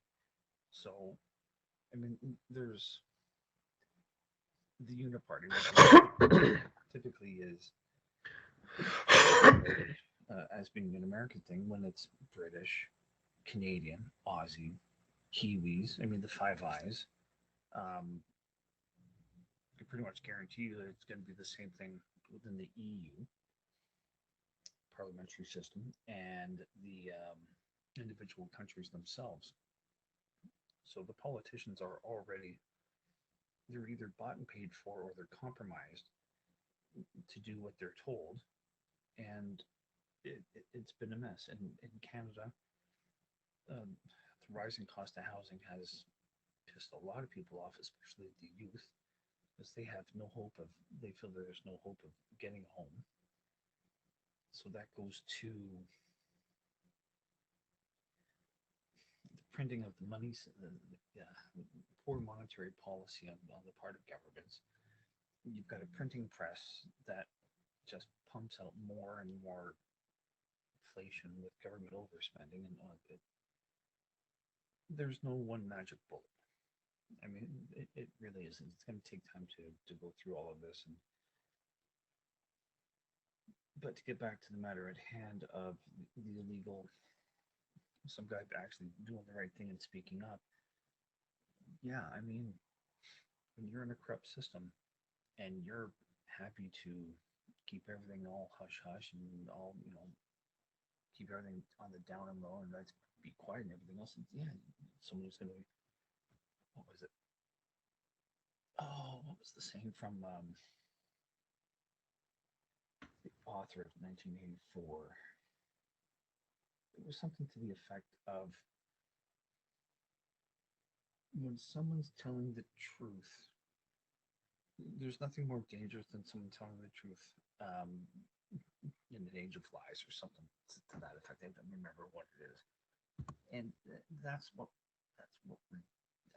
going on. I mean, I remember when Trump was first elected, and I had a coworker, a woman fully plugged into the matrix. That's the only way that I can say that nicely. Anything else is going to be insulting to her intelligence. And with what's going on now, I would love to go back in time. Like, well, just you wait. It's going to take probably about 7 or 8 years, and you'll realize that you're going to be on the wrong side of history. And that's basically how things are starting to turn out now. I mean, to add to one point with what Naroki was talking about with Canadian immigration, with the refugee system, the 3 countries that were getting people that are requesting asylum from is Nigeria. As far as I know, there's nothing bad going on over there. India, too many fucking brown people in this country, but it's too little too late. And yeah, I said it, no standards, folks. I don't fucking care. And then people from Mexico. And that happened because Trudeau, ultimately, he's responsible for this because he is the guy he's the administrator in charge of the country. He ultimately had to give the okay on this, in my opinion, that they can fly in and claim refugee status. So then we've got the whole process. We've got to feed them and give them shelter and everything else, and it's a fucking mess. It's just a mess, and we just don't have the industry. We don't have the economy to support this many people coming in. Where Naroki and I live in Alberta, the 2 cities that we live in are still considered the most affordable, which means that we've got people from other parts of the country that are moving here, which is just making things just as bad with the rest of the country. So we have an inherently corrupt system, and people are now starting to wake up to see how bad things are terribly mismanaged.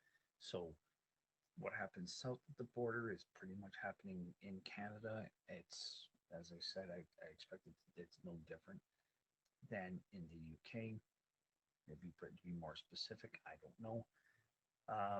Like I said, as it would be with other NATO countries in Europe. So the only safe place to be that I can see that it's going to be in Europe is going to be in what were the Eastern Bloc countries, which is saying quite a lot. The first world countries are dead. They just don't know it yet. And hey, when you open up your country to the third world, guess what? Your country becomes a third world. So I just want to preface that with Australia, because Australia has got some rigid immigration rules. I know that when I was in elementary school, so this is going back 30, almost 40 years, maybe 40 years ago now. one of my sister's friends, her mother was Aussie, and we were talking about immigrating to Australia, and I think it might have been my grade 4 teacher. And he had said that to move to Australia, it was really, really strict. Like it was probably one of the most difficult places, probably one of the most difficult countries you can move into.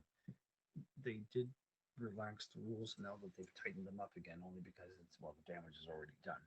So, to be able to stem the flow, maybe, but given the attitude of Australian women, I would not get into a relationship with them. So they have population replacement problem, but we won't go into that.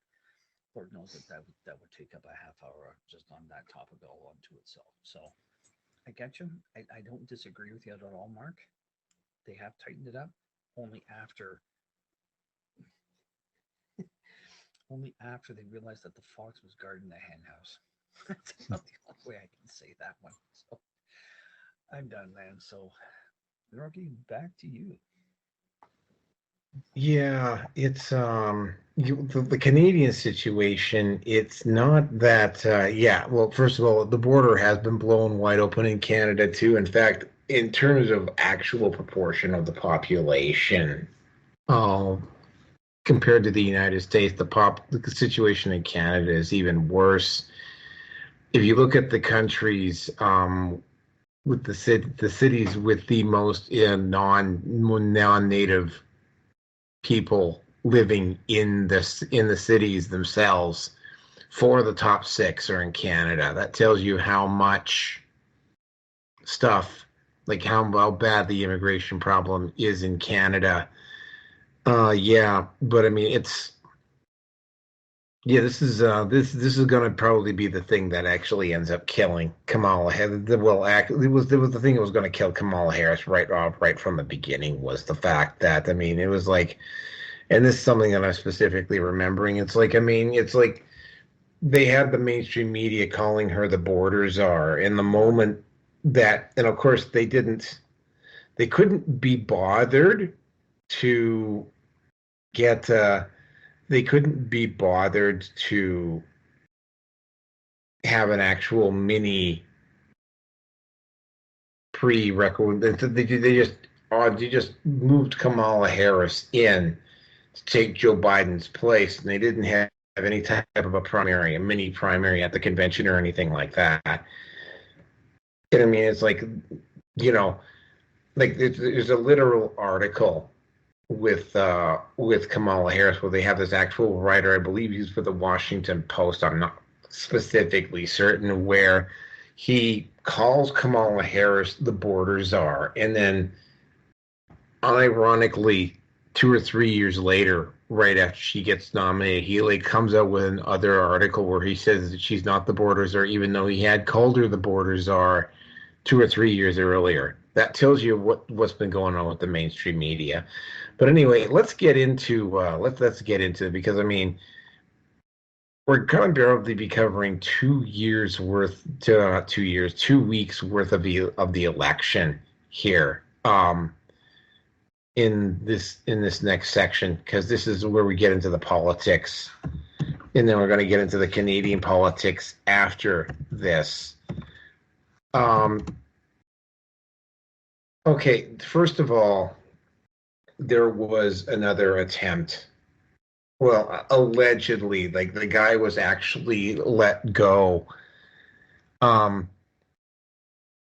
there was apparently there was a 4th attempt, but there was a 3rd attempt where somebody tried to bring a rifle and get close enough to try to get within shooting distance of Donald Trump. Now, I actually saw this guy's public response to that situation, which kind of gets me to the whole point of what the hell has been going on here when it comes to the Republican Party and who's been running Trump's security. Because as we all recall, like the first guy who got a shot off at Trump, like there were enough security breaches and like incompetence for people to kind of like look at the Secret Service and whatnot and go, well, here was another really weird one. This guy, it was alleged that this guy tried to get past the security at the Trump event using a fake pass, and his claim is that it wasn't a fake pass, that he was actually invited in by somebody inside the Republican Party. Like, he was actually given an invite to go to that particular event. Well, what ended up happening with this particular guy, and I can't remember his name, is that he showed up. They caught him at the checkpoint trying to get a rifle past everybody, and allegedly it was a fake pass, and apparently, according to him, it wasn't a fake pass. And there were enough kind of like what moments with that for people to kind of just to go, yeah, no, something doesn't look right with this third attempt. And immediately, probably within about 24 to 48 hours after that event, Trump actually requested military-level security for the rest of his campaign, and he got it. If you look at some of the photos that occur with Trump now when he's been on the road, it's like, he's behind bulletproof glass, right? There's a much more beefed up security presence. Like, there's been a whole thing, and that a lot of that occurred after the third attempt. And the key point on the third attempt is that this guy who they let go because they couldn't conclusively prove that he was actually doing something is the fact that this guy received what he says were legit invites to show up at this event. So, I mean, it's like, yeah, there was something. Obviously, Trump probably also brought in some more of his own people to make sure at this point. So that that is something that is particular right now. The second, the other thing that's happened, and this is something that would really, again, if we had covered, we were going to covering next week news, just like with the whole thing with Dragon Age. Kamala, the honeymoon period for Kamala, and I suspect this is probably part of the reason why they brought her in so late into it, because they were kind of hoping that the honeymoon period for Kamala Harris was going to last a little bit longer, but it didn't. To a great extent, she was doing it to herself, because it's like, no matter how much, and trust me, there has been like the usual suspects have all been going whole hog. Google's been caught running interference. Big Tech's been caught running interference. Although I should be curiously noted that Mark Zuckerberg is actually on the record saying it's like, no, I'm not even going to go there this time. Right? Like Mark Zuckerberg's kind of figured some stuff out. And this is something that I've been noticing with Facebook, is that they've been like, it's like, to a certain degree, Meta has kind of figured out that it's not going to matter what they do with Facebook and Instagram to run block. And trust me, they on Trump, that it's not going to work, because they don't have Twitter on board anymore, and they've got a lot of alt media. Oh, and speaking of alt media, this is something else that was going to come up next week. There was a New York Times op-ed, and I don't know if somebody could go look for it and find it. I would be kind of curious, because I've been busy moving this week, and I haven't had a chance to do the research that I normally do. But there was an op-ed in the New York Times, by the way, where this op-ed in the New York Times basically called for basically all of the conservative YouTubers, including some of them that aren't conservative, like, say, Tim Pool and The Quartering and whatever, and demanding that YouTube, like, literally censor and give copyright strikes and whatever to these channels, and basically remove them from YouTube altogether.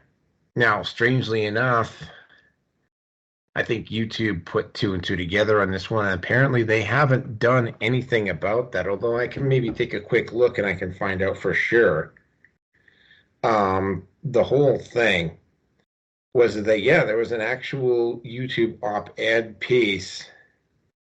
No, YouTube didn't take the bait. They didn't do anything. They didn't demonetize. They didn't give strikes or whatever to these conservative commentators. But I mean, Kamala Harris just kept getting exposed, and even though, you know, YouTube, specifically YouTube and Google, but to a lesser extent, although Mark Zuckerberg himself didn't say he wasn't going to be involved, Facebook did. There was a little bit of censorship. For instance, I did notice on Instagram, for instance, definitely on Instagram, you were definitely being hit with a bunch of, if you were just a casual viewer, you were still routinely getting hit with a bunch of pro-Kamala ads on Instagram. And well, the thing was, though, is that Kamala just kept making so, and of course, we won't even get into what Tim Walz did during the vice presidential debate, where he absolutely just basically shot himself in the foot. Yeah, it's starting to look like, no, it's not just starting to look like, it's looked like, that the mainstream media has just basically decided that they figured out, it's like, no, we're not. And this is something that I was talking about with DDJ on 404, which was the last episode of the month for October, is that they've decided that they are not going to risk World War III by having Kamala Harris get elected, which is why you're suddenly seeing CNN and ABC and whatever suddenly deciding that they're going to be critical of Kamala Harris 4 and 5 days before the election. They have pretty much decided that no, Kamala is just not going to be able to do it, and they basically have just walked away and says, oh, you know, they're not going to endorse Trump. They're definitely going to be more critical of Kamala. But Kamala really had done it to herself. Right? She just kept making mistake after mistake after mistake after mistake. And, you know, it just didn't work out. Now, I mean, of course, I did A and C together, so I won't cover too much about C. Again, same sort of thing goes on here. There was supposedly another attempt made on Donald Trump's life, and shortly afterwards, right, he requested military level. But the big event, like the one event, and I actually saw the interview, looked at. Yes, you're right. New York Times is definitely far left, Mark. The last thing is that Joe Rogan invited both Kamala Harris and Donald Trump to come on board. Donald Trump immediately went on, and I actually listened to that show because I'm not a big Joe Rogan listener, but I did listen to that show. A couple of things really kind of stuck out, and I was just absolutely gobsmacked that they actually were dumb enough to try and do this, because I mean, people were going to find it anyway. On Google, they actually even though it had like 45, last time I checked, it was like 45.6 million views. But at the time I found out about this, there's still like 30 million views of that particular Joe Rogan podcast. Google, apparently, I didn't check, but Google buried the content of this interview and they put it on page 2 if you did a Google search. And you had to do a specific, you had to word it exactly the right way on Google in order for it to appear on the front page. Same thing happened. Actually happened on YouTube because it got posted up at YouTube, obviously. You suddenly had unless you knew exactly where to look, and I do, unless you worded it exactly the right way, you had some difficulty in finding the show. And this actually persisted for about 5 or 6 days before YouTube and Google finally figured out, I don't know, maybe when it got to 50 million views, that their attempt to censor the Trump Rogan Paw show, Joe Rogan's show with Trump, that it wasn't going to work. And I saw the upvotes versus the downvotes. Of course, there were some downvotes, and there always is going to be some downvotes when it comes to Rogan. But I mean, yeah. Here's the thing: Trump didn't actually deliver like any kind of a knockout blow on his time on the Joe Rogan show. He didn't actually deliver anything that was like really sound. He didn't deliver any really solid sound bites. Now, Joe Rogan has been, this is something that a lot of people don't know about Joe Rogan. Joe Rogan will give people, he has said routinely that he will allow people from the left to go on his show to make their points. None of them ever do. But I mean, he has said that he will quite happily have like people like Vaush and whatever to come on his show, but they never bother to come on, that they will talk about him almost routinely. He gave the same offer to Kamala Harris. Kamala Harris, instead of actually just going, yes, I will do 3 hours with you on Joe Rogan. Yes, I will fly down to Austin to do it.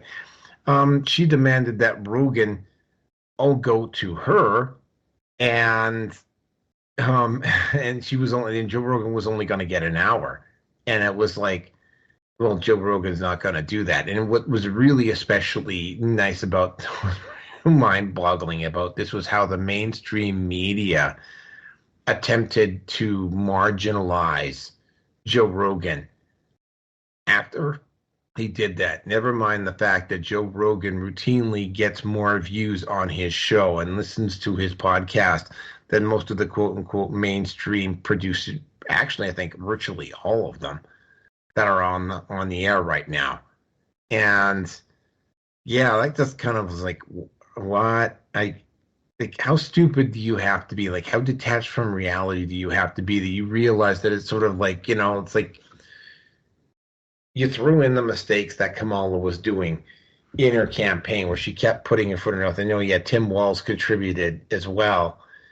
And you have an opportunity to go on a show and really turn things around.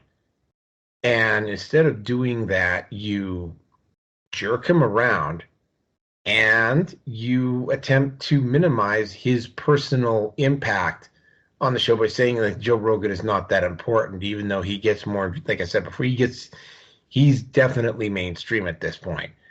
So what ended up happening, and I haven't listened to J.D. Vance's Trump, the Rogan episode, but what ended up happening is that instead of Kamala getting those 3 hours, J.D. Vance flew down to Austin, Texas, and he got the 3 hours that was put aside for Kamala Harris. And nobody, not even a representative for the Kamala Harris campaign, could be bothered to go on the Rogan show, which, by the way, is one of the reasons why it's looking very, very much like, and if you look at what's going on with the mainstream media coverage on Kamala, it looks like they've turned against her for damn good reason, probably because they have figured out that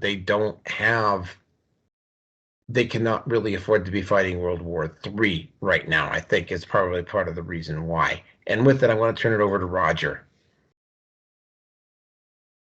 Yeah, I was listening to you talk about that, and I got curious because there's one thing that I wanted to check out, and there's people on the internet that's been talking about this, about these AI search engines shutting down the polls and everything for the election. So I went on there and I did a quick search, and I was pretty amazed because, just like they were talking about, Bing shut down their AI for I asked him what the poll results for 2004 was, and it said that it was too complicated for it. So I was like, and I expected that, because it is Microsoft. But the weird thing that I found out that was actually pretty cool is I went on X and freaking I did it with their Grok because I went on and I got the premium for it, and I typed in, election polls today, and sure as shit, they freaking they popped it up, I did another one for Google, and usually on Google now their AI just automatically pops up when you do a search, but for this one it never did. It didn't even respond to it. So I found that kind of interesting. And I also want to point out something else too, like Mark had alluded to in the comment section. A lot of these polls are very biased, like the New York Times is one of them. So when you hear this stuff, you really need to be careful about it. They have a new one out that's 270 to win. I don't really know what kind of bias they've got, but most of these groups are biased in one way or the other. So, well, I mean, I've noticed with, sorry, this is barge in here. For instance, if you go state, but I went on 270 to win before we started the show, and for whatever reason, all of a sudden, you can't access the state by state data at 70 to win. You can do it at Real Clear Politics. Just thought I'd throw that in there. Talk to you. Yeah, that's good. Then like that 538, that is straight up liberal as well. And I went on and I still wanted to do the search engine because like me and Mark always talk about tech all the time, and like SEO, you got to understand something. Like whenever people pay a lot of good money, they freaking get put on the top list for the SEO and the search engine. So when you go in and you're looking for the election polls for today, you're gonna see the ones who paid a lot of the advertisement and stuff. And when I went in and I did this, I typed it in, and the top ones that were popping up is USA Today. That's very liberal based. You got 270 to win, which is second, and then you have the New York Times, another liberal biased organization. USA Today, I know like they're more economics and everything, but I mean they're kind of strange. You know what I'm saying? That's my whole experience with them. They do have a lot of economy and stuff like that about economics and everything, but they are more left leaning than what they are right. It's kind of strange that way. Then you come down here even farther and there's ABC News. So you've got all of these liberal media sources that are on the top part of freaking Google's search engine. So, and like with SEO, that's what you need to understand. It's all freaking about who pays the most money in the advertisements, and they're pushing these polls out, and everybody's listening to it, and they're believing that these are actually true, and that's not really the case in a lot of episodes, situations. You know what I'm saying? Because well, look at the first time when Donald Trump won the election against Hillary Clinton. They had it out there telling everybody point blank Hillary was going to win. She was getting ready to step out on that stage, and that glass roof was just going to fall. It's going to collapse. And then all of a sudden, all these liberals were freaking out in the streets crying like babies, and I just had the biggest smile on my face because there is nothing better than watching a bunch of liberals crying like babies in the streets of New York, man. It was a glorious day. And hopefully, if we're lucky, we'll see it again this year because I hate liberals. I hate liberals just about as much as I hate socialists. I tell you guys, it's going to be awesome. It's going to be awesome. So with that, I'm going to shut up and I'm going to let Mark talk now.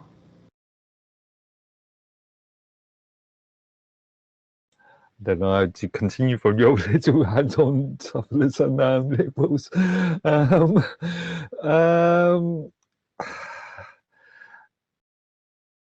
as the polls then, as I pointed out in last episode I did, there are lies, damn lies, and then there's stats, there's polls, and we aren't going to know what will happen into it after the votes are counted. So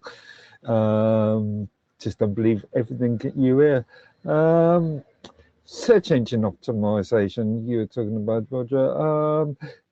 One thing that strikes me is that a lot of people don't know how to use search engines effectively.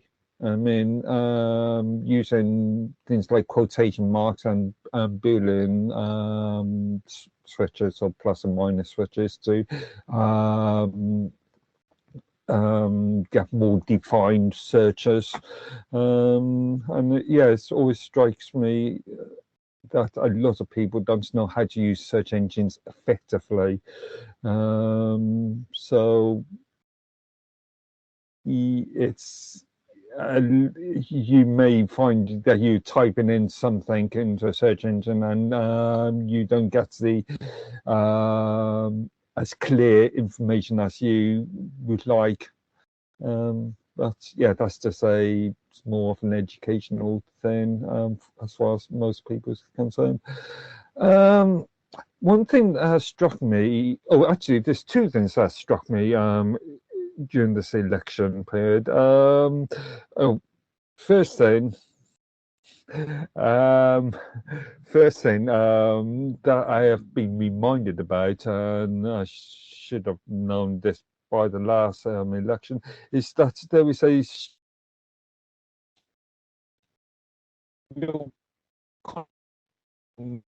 and British elections and US elections. In Britain and most of Europe, we vote for parties rather than individuals. And I think there's too much of I would say a sort of celebrity focus in America. You're voting for the individual rather than the party, and therefore you are voting for a sort of celebrity cult, cult-like mentality in a lot of places in the US. Second thing,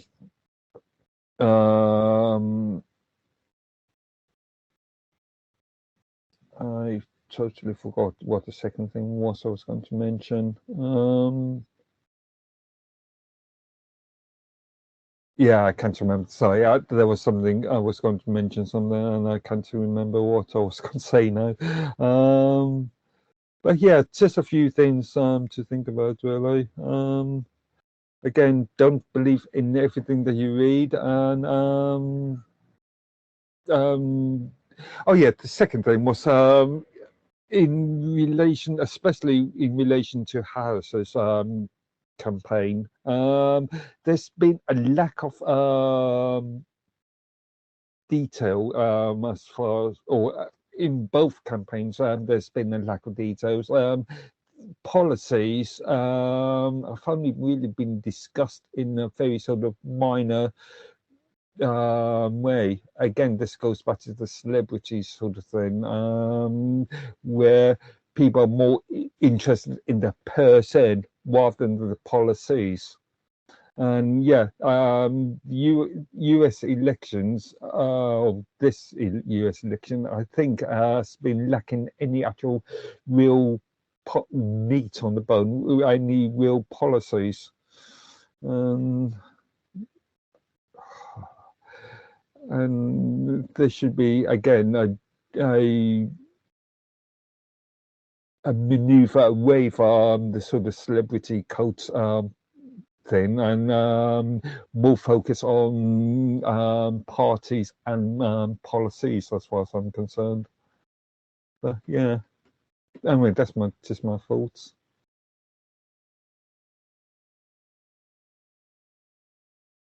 Steve? Bruce, I believe you're up. I believe so as well. Progressive military level security.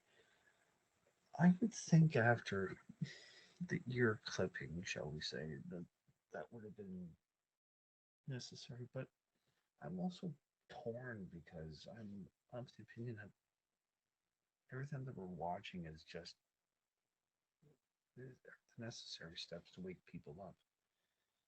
So I've got a lot of mixed feelings, and I'm still trying to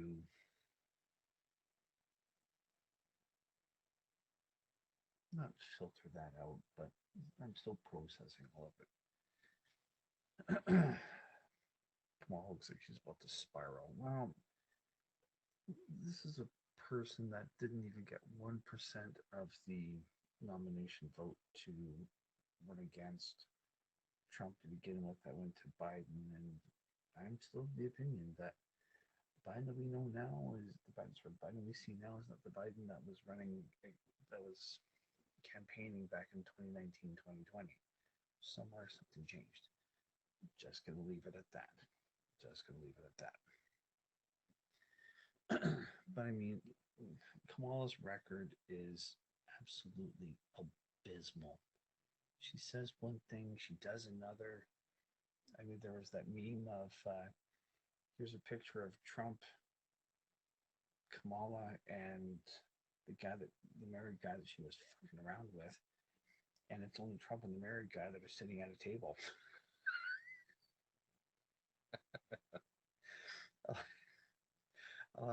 If I find it, I'll be happy to post it in here. I'm gonna probably forget all about it, but it's she's never shown that she has the mental capacity to be in a high pressure job. I mean, I suppose being district attorney in Los Angeles, I believe it was.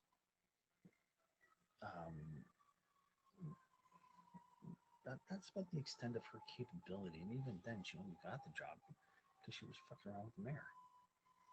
So, if you're going to be getting your advancements in your career because you enjoy you enjoy wearing knee pads, just make sure you've got wet wipes. And I guess as long as you don't leave a stain like Monica did, you're woefully unqualified. And her ethnicity, I mean, the woman is like, what, half Indian, and her grandparents were slave owners, but she's black when it's convenient, and oh my God. The woman's a mess. Like, she is just an emotional, political train wreck. I was honestly expecting that she would have been replaced by now, leading up to all of this, and might as well just say this right now. Well, technically now, where Naroki and I are, it's now the 5th of November, so it'll be very interesting to see what happens over the next week. Lord knows that. Well, we'll leave that alone for now. So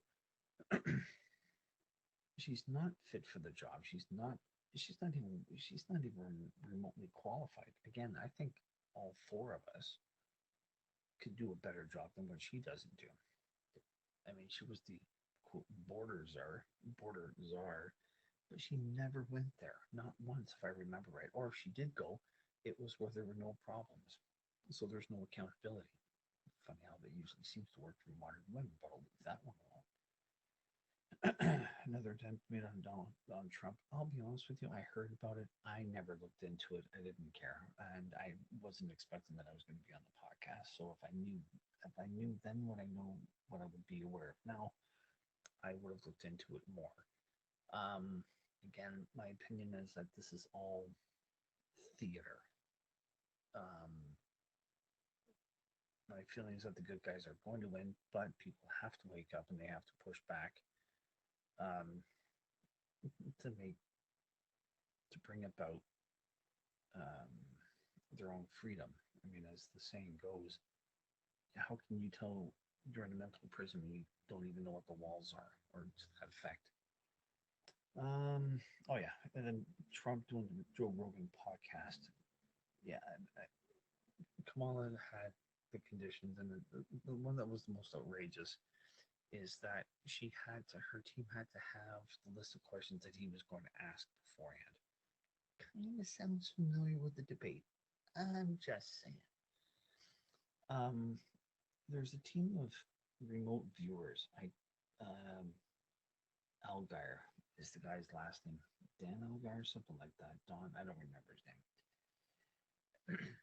They had foreseen that there was going to be something happening with Joe Rogan for a podcast, but everybody was assuming that it was for 2020 and it was the game changer. So they're pretty sure that now that it's happened is that it was when Trump was on Rogan's podcast recently enough. So that's really about all that I can say. As far as I know, I believe it's a game changer and nothing short of cheating, but how that's all going to work out, because the country's ready to explode. And the only way that I can see this coming out is that, it's been said within the Anon community, as it's been said, as it was put into words from the Q post, is that the military is the only way. So we'll see. I have no idea how this is all going to work out. We're almost there. It's just going to be a bumpy ride for the next several more months. Who knows? And that's all I got. So, once again, you're a rookie. Back to you. It should be duly noted that Joe Rogan went on the record today to endorse Trump. It's probably a little bit late to be doing an endorsement, but yeah, I'm not overly surprised at that. Yeah, no, just absolutely just gobsmacked about how so much of the establishment just doubled down and doubled down and doubled down and doubled down and doubled down. And there's still people doubling down on Kamala Harris, even though it became it's very clear that somebody at the top has made a decision. It's like, no, she's not going to win. Go with Trump, because it's like all of a sudden. And again, we would have been covering this on 406, but unfortunately, man, again, circumstances. So yeah, we're covering it here. It's like, yeah, it's pretty clear that the establishment has decided that Kamala Harris is not going to be. They've decided they're just going to go with Trump. They're going to deal with Trump for 4 years and then try to come back in 28, which is going to be a very difficult thing to do, because when we do, and I think we're probably going to do 406 on Thursday, that is going to be a straight up U.S. election. That is going to be a U.S. election show. And, as much as I would like to have done, like, the stuff around Dragon Age, which was just, we'll get through this, and then we'll see if we've got time to throw Dragon Age in at the end. But I don't think we will, because we're at 2.5 hours already, so we're getting up there. So, but that is pretty much it. So let's get into the next part of this, which is, and this is a local one, but I'm going to start saying some stuff about this particular mayor, because I have covered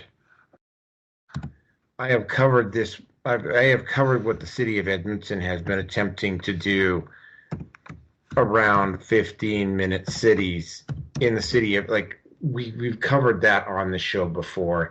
I've also covered the rather bad state of some of the transit stations that have occurred, and how unsafe a lot of the LRT stations and bus stops are now in Edmonton, and they are.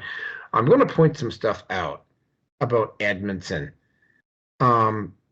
We don't and this also applies to Calgary. We have the same problems in Edmonton that they have in San Francisco and in New York and in Philadelphia and in Vancouver and Toronto. And I don't know what the situation is like with the metropolitan cities in Great Britain. Maybe Mark can bring us up to speed on that.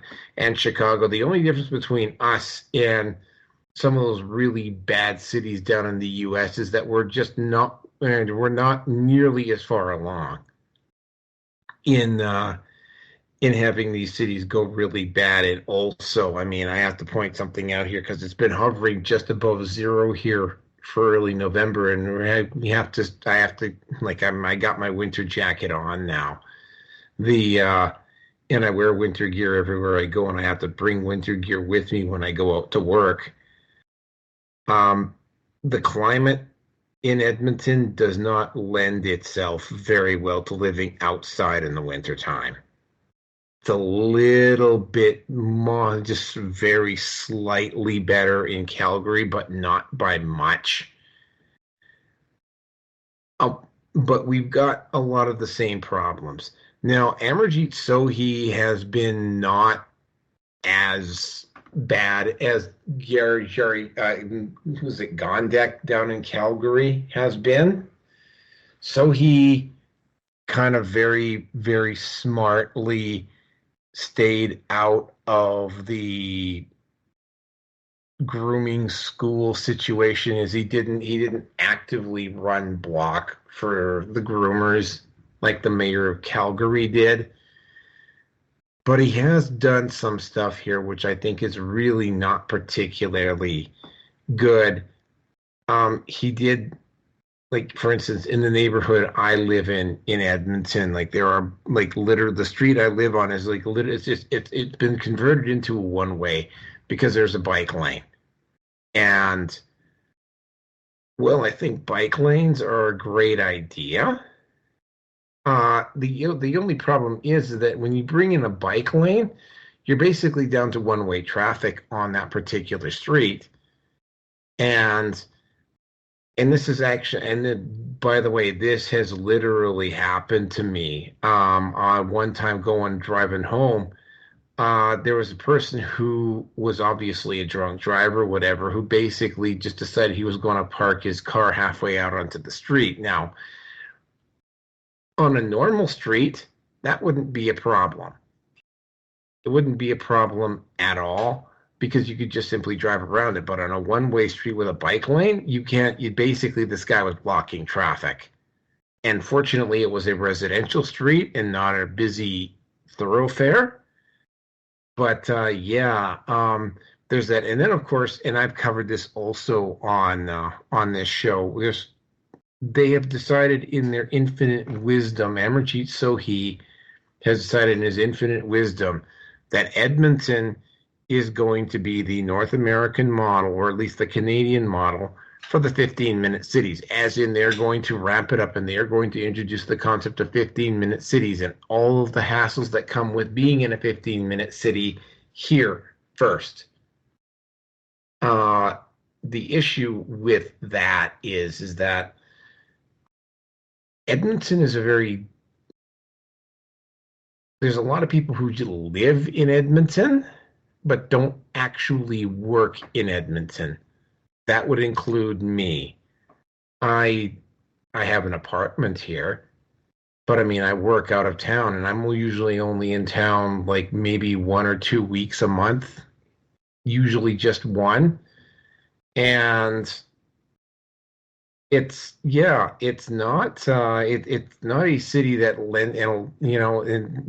some of the more conspiratorial stuff that's gone on around the 15-minute cities, you're seeing that here. And I participated in the 15-minute city protest that occurred here last year, and I saw some of the actions that some of the wokesters attempted to do to smear that event, which included I think if you could, I'm going to have to find it because I think I'm actually in that video. But there was a guy after the 15-minute after the event was over. He took his camera and he walked through the event after it was over, and then he posted it up and said that this was the actual event and that hardly anybody showed up. And it was like, I mean, I actually made eye contact with this guy as he's walking through, and I actually said it on his Facebook page. It's like, yeah, dude, like, I saw you walking through. Like, you're lying. And I started posting up images of the actual event until the end. There's a lot more people there than you realize. Apparently, I can't prove it, but there was somebody here there who looked a lot like Daniel Smith, who actually kind of quietly blended into the crowd for about 15, 20 minutes and then left. One of the issues around the 15-minute cities in Edmonton is that when you confront the alderman about this issue and you raise your concerns about them and you start really putting pressure on them, they will back off. And they will back off. And then, of course, you go and you turn your back and you start doing something else. And then you turn around and like a month, 2 months, 3 months after you've confronted them about what they're doing around 15-minute cities, they've gone back and they're doing it again. Now, what finally happened with Amarjeet Sohi, and this is a very common municipal corruption issue, where, because this happens at the municipal level, it happens at the provincial and state level, it also happens at the national level, where they will issue contracts to family members, friends, that type of thing, and not allow the contracts to get put up for bid. Now, there was somebody who actually investigated Amarjeet Sohi, and guess what they found? They found out that he was giving sweetheart municipal contracts to family members. Sohi. Evidence suggests that while he was a city councillor, the city of Edmonton awarded contracts worth upwards of millions of dollars to a trucking company owned and fully controlled by his brother Harkesh Sohi and some of his election donors. This is a developing story. People like this, usually, they can't sleep at night. Bob Ray, an aggregate supplier who previously presented evidence suggesting corrupt conduct by Amarjeet Sohi while he was a federal minister, has now brought forth additional evidence of corruption during Sohi's tenure as an Edmonton city councillor. So Amarjeet Sohi is not only enriching his family members through corrupt, nefarious conduct at a municipal level, but also he did this for many years at a federal level, both in Canada as well as Canada and the United States. If that could be halfway proved. In my previous report, I interviewed Dr. Gary Botting, the leading authority on extradition law, to determine whether Amarjeet Sohi could be extradited by the United States. According to Dr. Botting, if the allegations can be partially proven and the US believes it has a prima facie case, extradition is possible. They are prepared to extradite. Absolutely.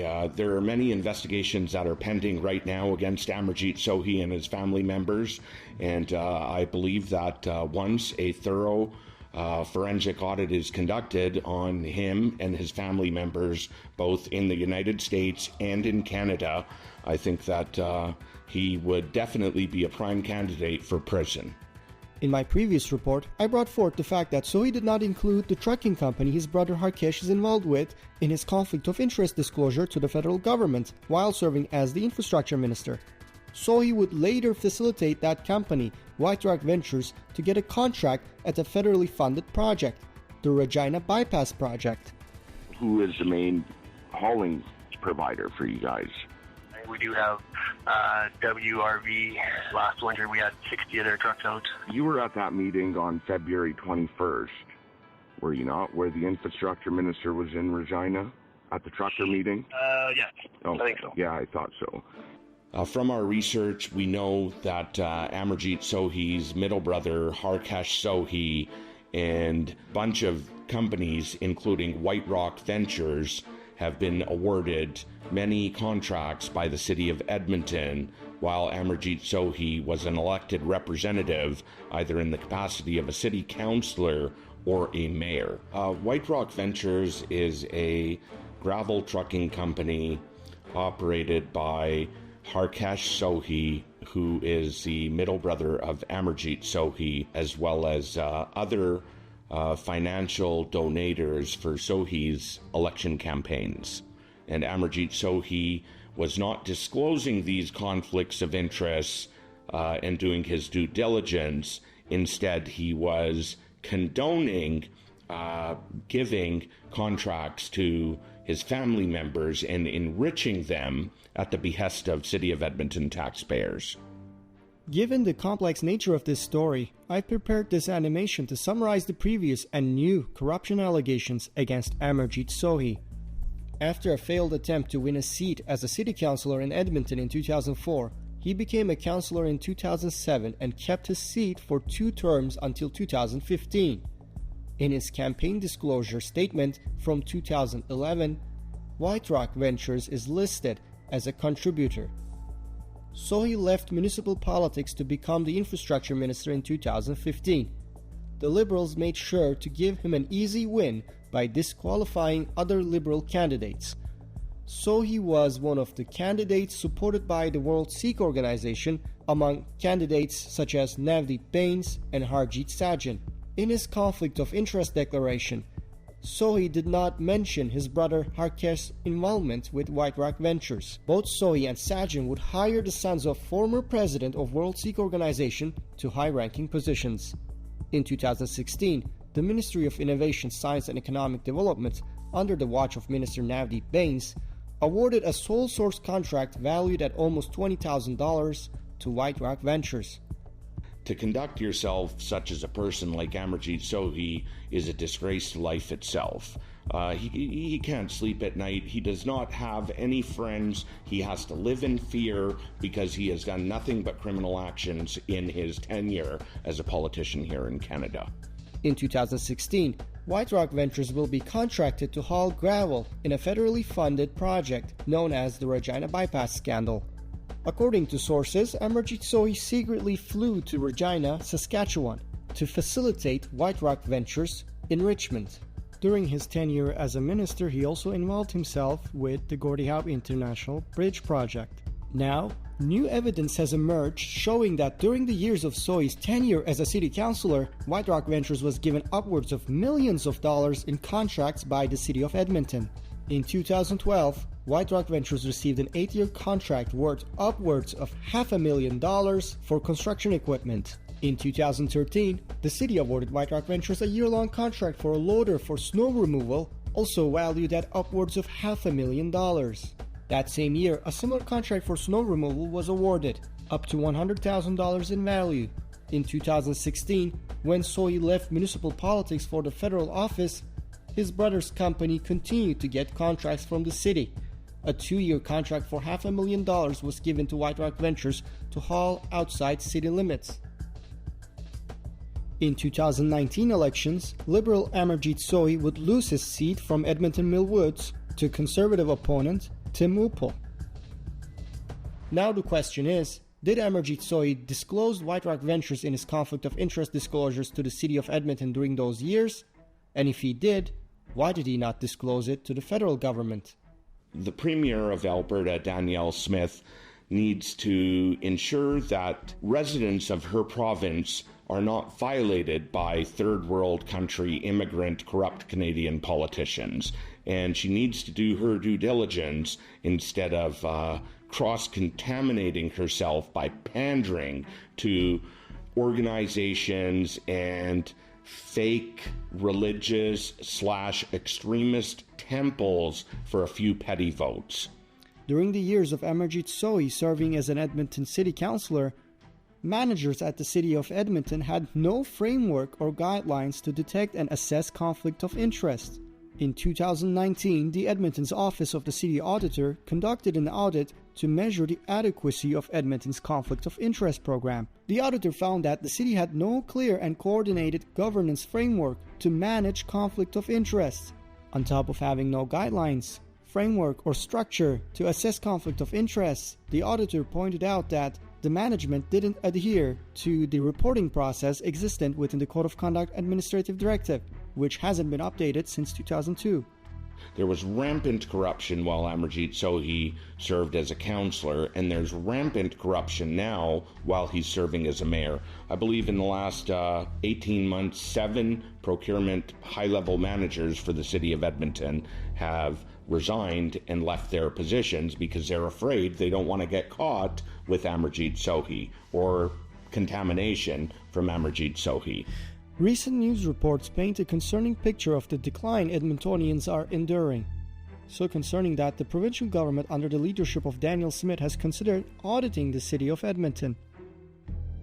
In regards to Danielle Smith's recent comments that, she is extending a hand to help Amarjeet Sohi fix up the books by conducting an audit against the city of Edmonton, I think that these comments have no force because I don't think she has the courage to audit a World Sikh organization corrupt mayor. I feel that at a federal level, all political parties in Canada function as a uniparty, and at a provincial level, it's no different. I have a message for people that like to get their pictures taken with Amarjeet Sohi. There's nothing to be proud of in having a picture taken with a terrorist criminal.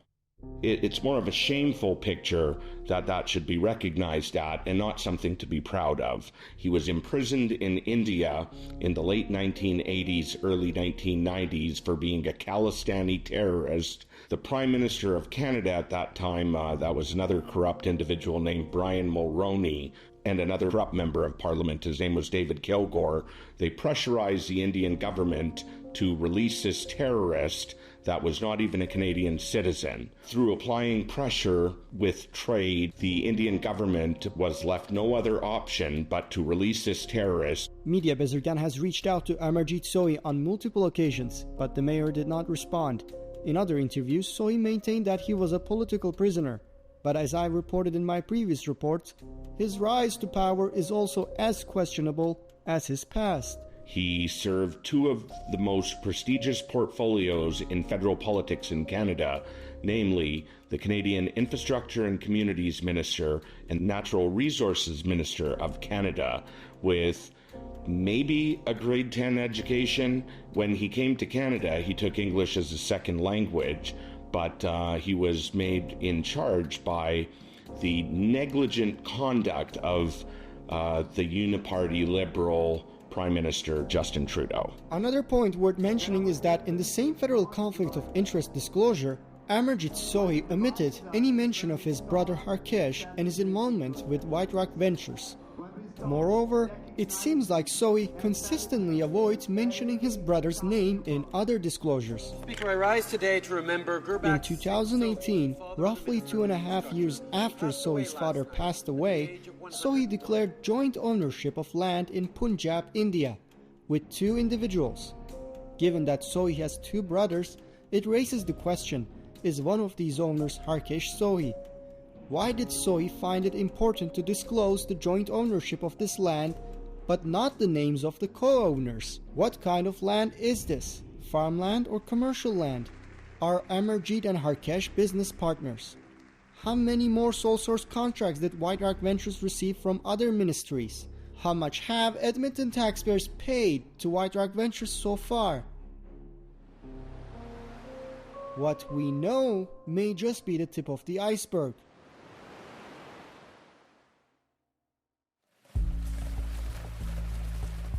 The province of Alberta, including its investigative agencies, are not in a capacity to audit the city of Edmonton.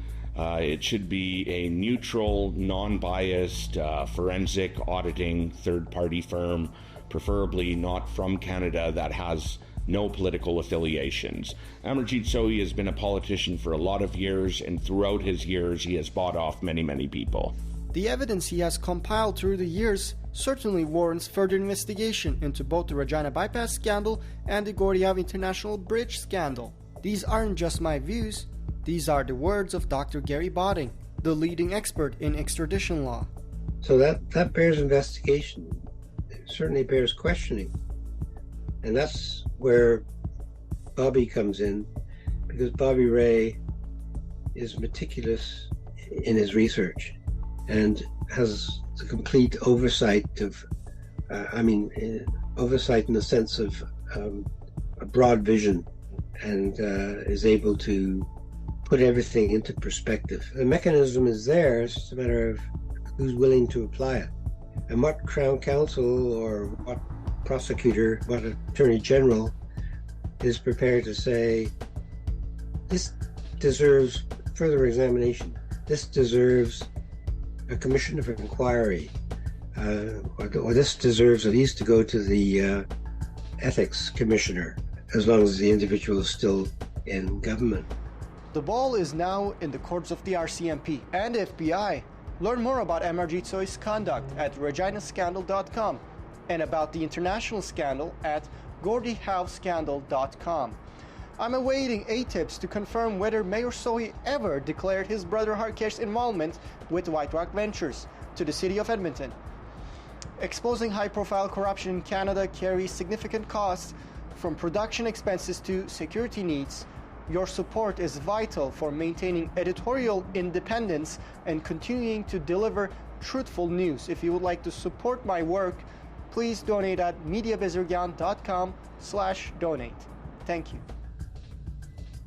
Edmonton's Mayor Amarjeet Sohi is suing 3 Albertans over defamation of character. This is what we have come to. Politicians are now trying to sue citizens and local journalists for trying to discover and report on the truth. So these are the 3 individuals who are being sued. One of them, a local journalist here in Edmonton, who is young and looks to be about my age, in their early 20s. And they're being sued over allegedly repeating false statements that could harm Sohi's reputation. But to be fair, Sohi is doing a fine job damaging his own reputation. But I guess because he's a politician, he has to throw the blame on somebody else. So the statement of claim was filed on Friday afternoon, after one of the journalists who I mentioned here in Edmonton released a video series where he kind of went into depth about how Sohi is engaging in corrupt practices and criminal activity.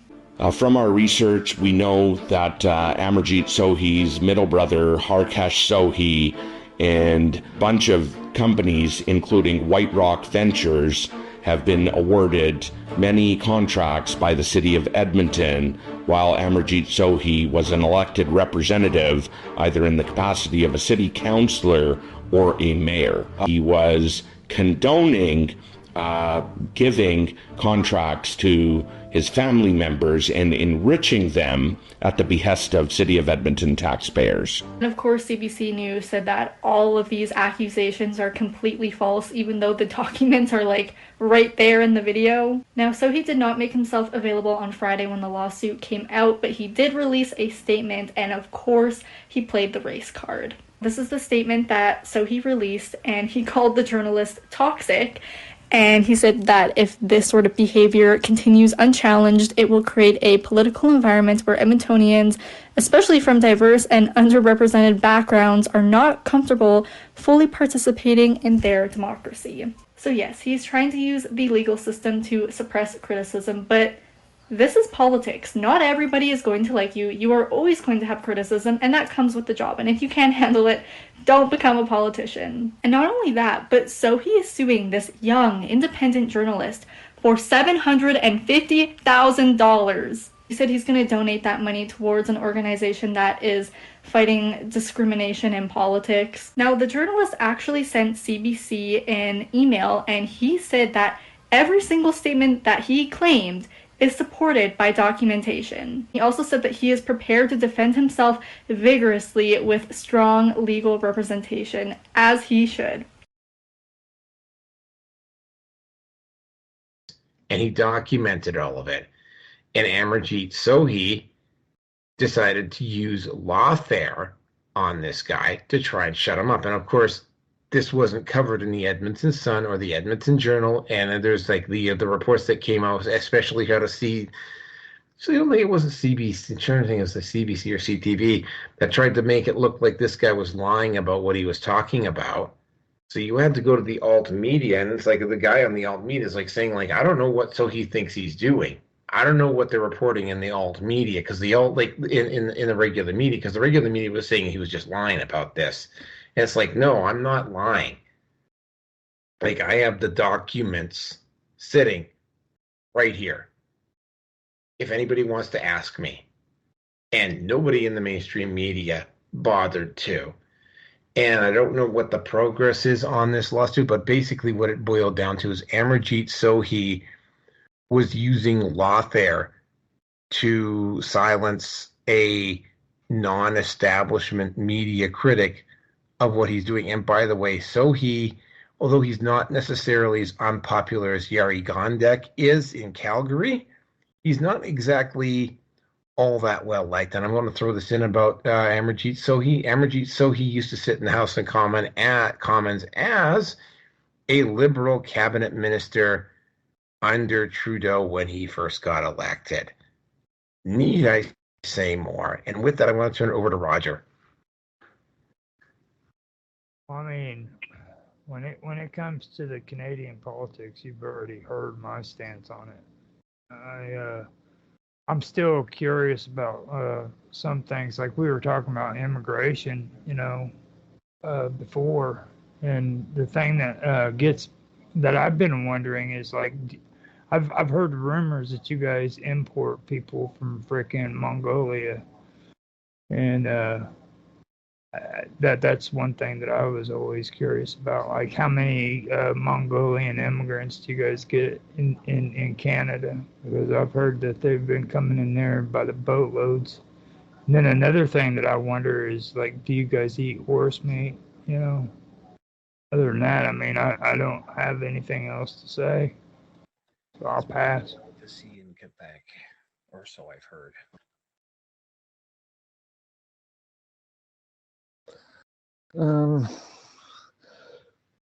So I'm just thinking about what you were to say, Roger. As far as the Mongolian thing concerned, it's the sort of I believe it's related to Canada's relationship with China at the present moment, which is a bit of a hot topic. But something that occurred to me about this bloke, Naoki, you were talking about. If the mainstream media and politicians are calling him a liar, or even suggesting he's a liar, can't he prosecute for defamation? You'd have thought he would be able to in this case. If he's got actual evidence of what he's saying, yeah, it sounds like a defamation case to me. As far as 50-minute city is concerned, I've not heard very much about 50-minute cities as far as the UK is concerned within the last year. Yeah, about last year. It was a lot of talk about a year ago, and I know certain cities have tried to push for this, but I'm not sure how successful it has been so far. Interestingly, a city that is only 12, 15 miles away from me has placed up during the COVID period, placed up a load of bollards in sort of fairly quiet streets, so only allowing for limited vehicle transportation, vehicle movement. And there doesn't seem like there is any sort of logic or no actual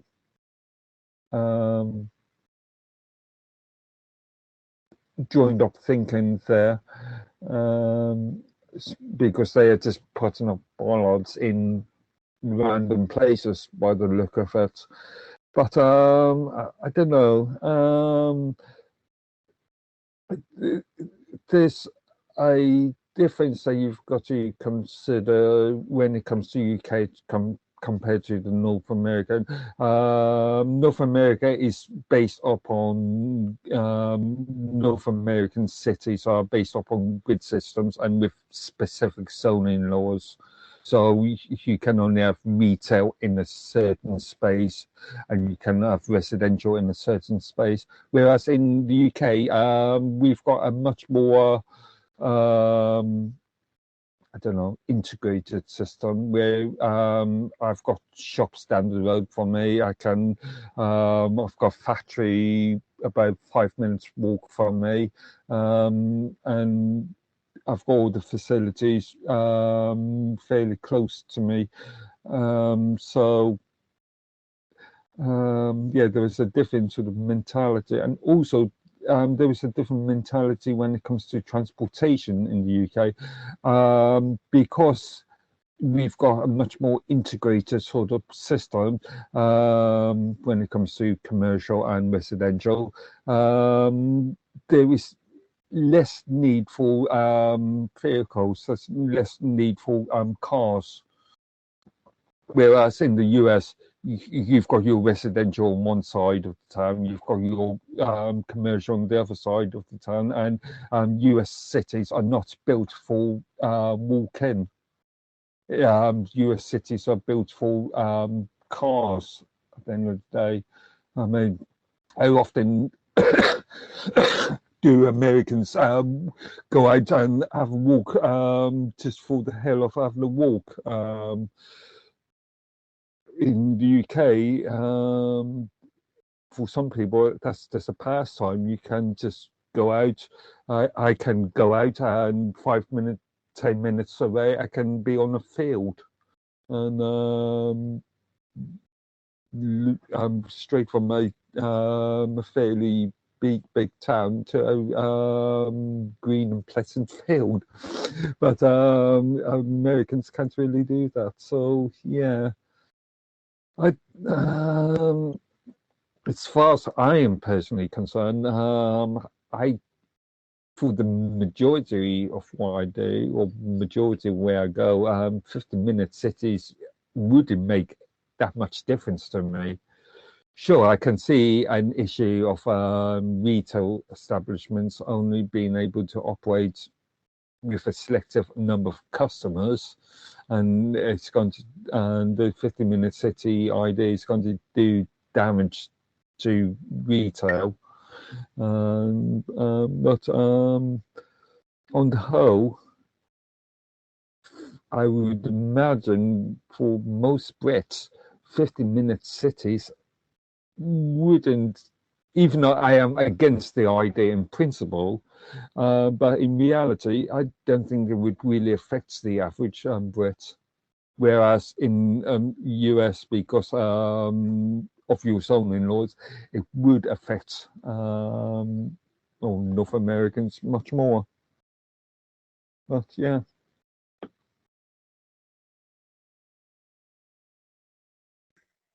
I go for walks all the time, by the way. Okay, Yeah. I'm just thinking the average American, the average North American, I'm a country seems boy. like it seems like to me that I'm a country boy. well, yeah, North Americans are reliant on transportation. Yeah, It's true. yeah, it is kind of true. Rearson, go ahead. Yeah. Try not to get too much of a rant on Gondek. I know how bad she is. I don't want to hear about horse meat. There's nothing I'm going to say about Gondek, because she's irrelevant to the topic at hand, although I wouldn't be surprised if she was to employ the same thing at some point. Your mayor, guy's a fucking weasel. I mean, that's about the nicest way that I can say that. He's former Liberal MP, so my opinion is that they went out of their way to rig the election, just like Gondek, for him to be the mayor. And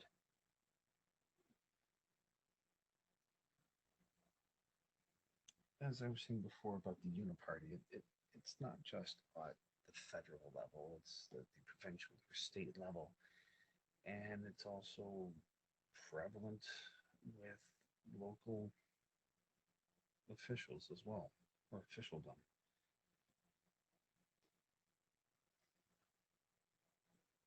The only thing that I have, sorry, no, let me rephrase that.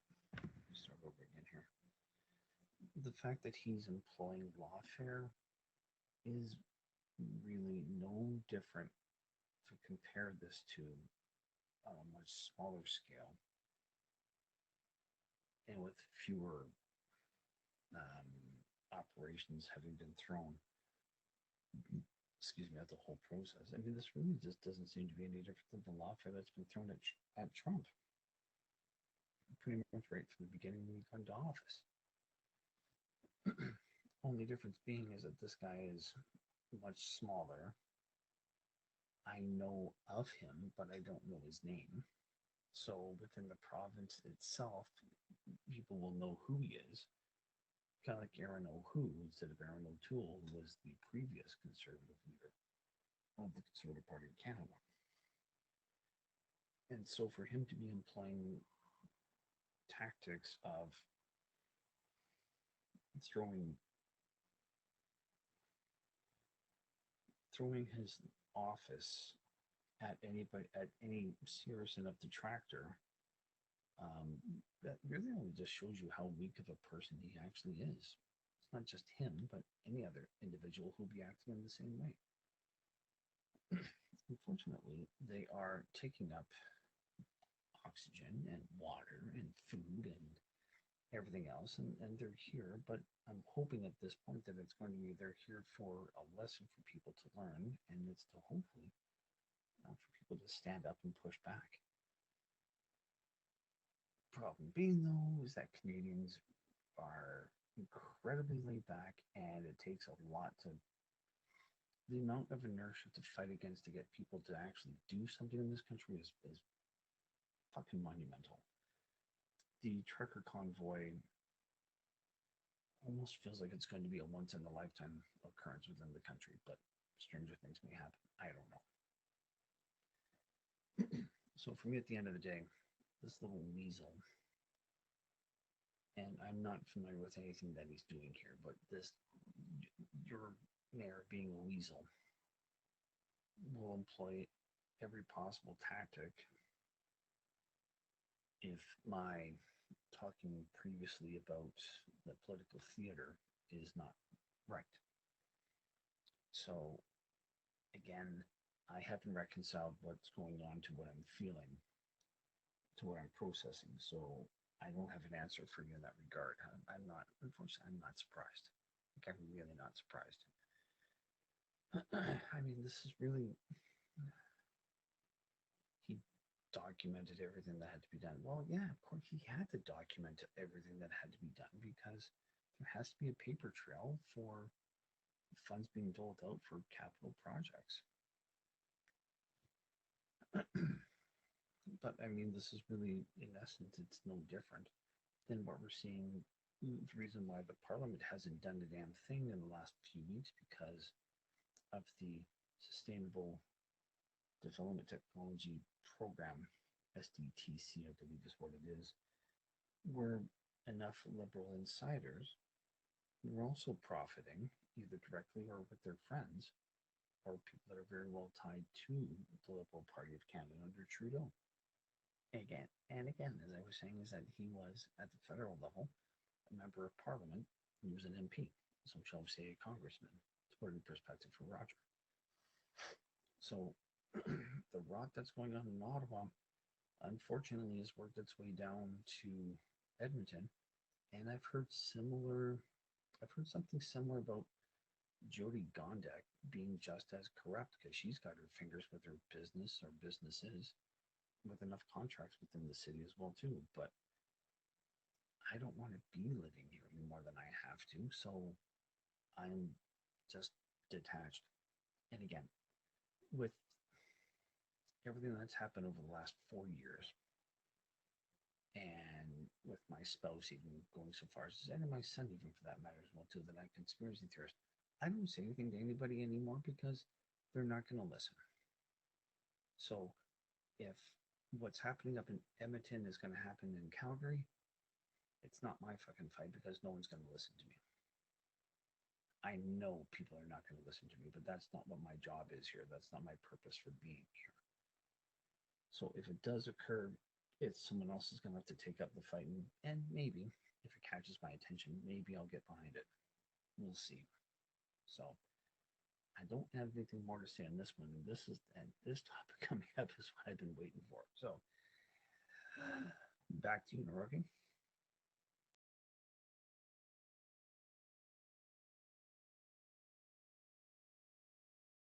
Yeah, it's we got the urban-rural divide happening here. I mean, at the last provincial election, it was like not the one, not the most recent one, but the one before that. The NDP like literally took every seat in Edmonton, and almost everywhere else went conservative. So that's what we got going. But yeah, let's get into the last topic here, and we might do Dragon Age if time permits, but I don't think it will. So there were two provincial elections that were held in Canada in the last couple of weeks. The big one was the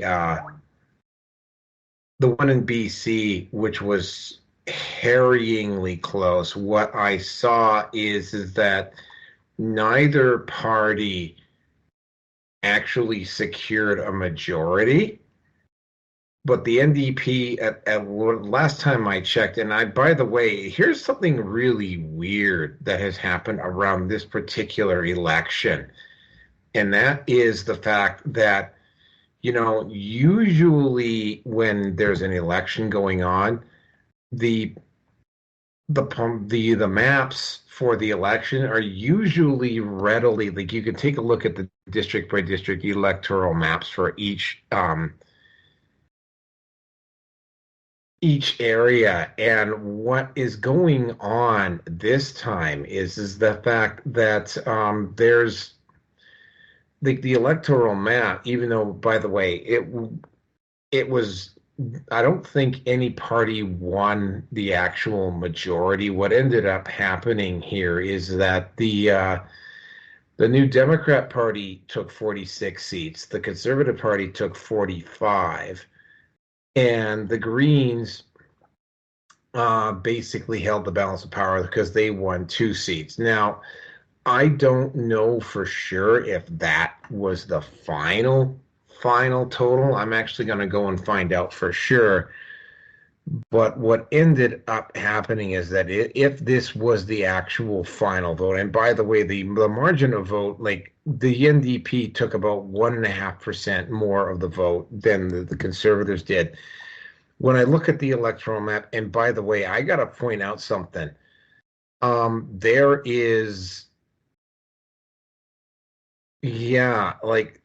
for some odd reason, I am having a very, very, very hard time finding an electoral map for the BC election.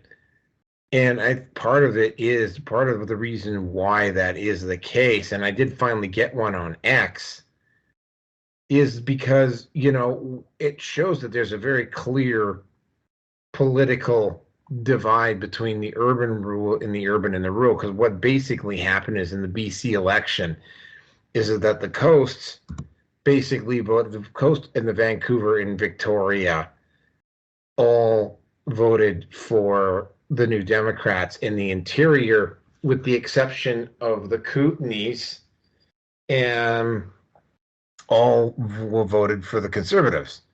So you have and keep in mind, BC elections tend to be very divisive in the first place. So that's not really that big of a surprise.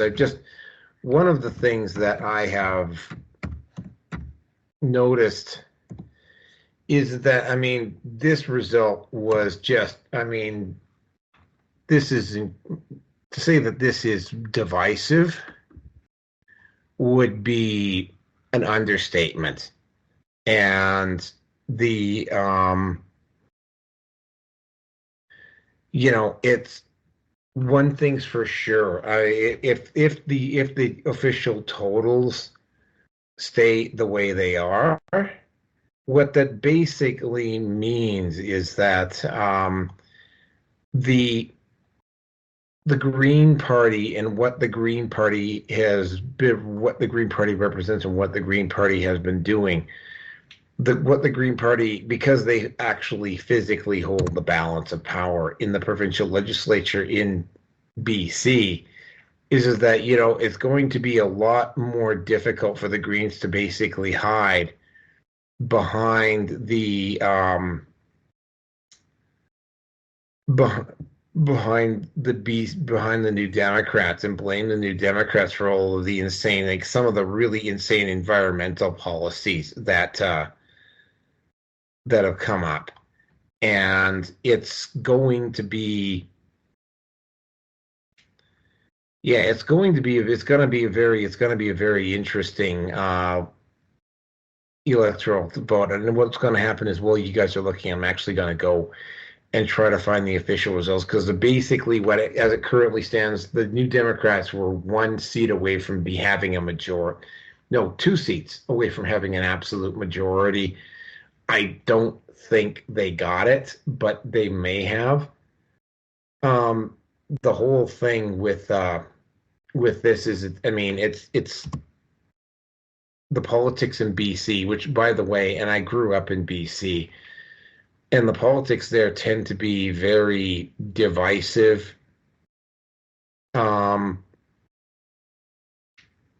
Period. Anyway, but this is probably the most divisive. Like, you can clearly see along, like, both geographical and political lines that like the voting was, it's going to be very clear here that the Greens are not going to be able to just blame the New Democrats for some of the more leftist policies that they come up with, because it's like the Green Party is the party that holds the balance of power. That's how it looks right now. Now, is it going to stay? Did it stay that way? I don't know. Keep in mind, though, that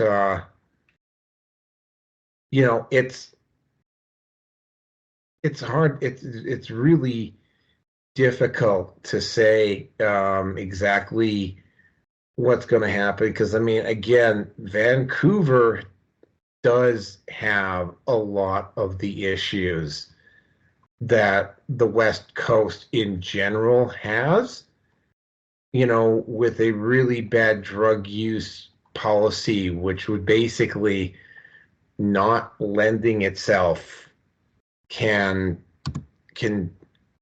do. And again, right, I'm going to just say it, what it basically boiled down to is that the coasts and the Lower Mainland and Vancouver Island all voted for the New Democrats, and the interior and the Fraser Valley all voted for the Conservatives. And there were a couple of Green Party members that won in some of the granola ridings, which is, I call them the granola ridings because of a book that I read several years ago. Like the ridings held by Fruits, Nuts, and Flakes. Yeah, and the Greens won in a couple of granolas, but the Greens won't be able to hide behind. They won't be able to hide. They won't be able to hide behind the NDP if they choose to support some of the insane stuff that has been going on in regards to the election. Now, in New Brunswick, on the other hand, the Liberals in New Brunswick won that particular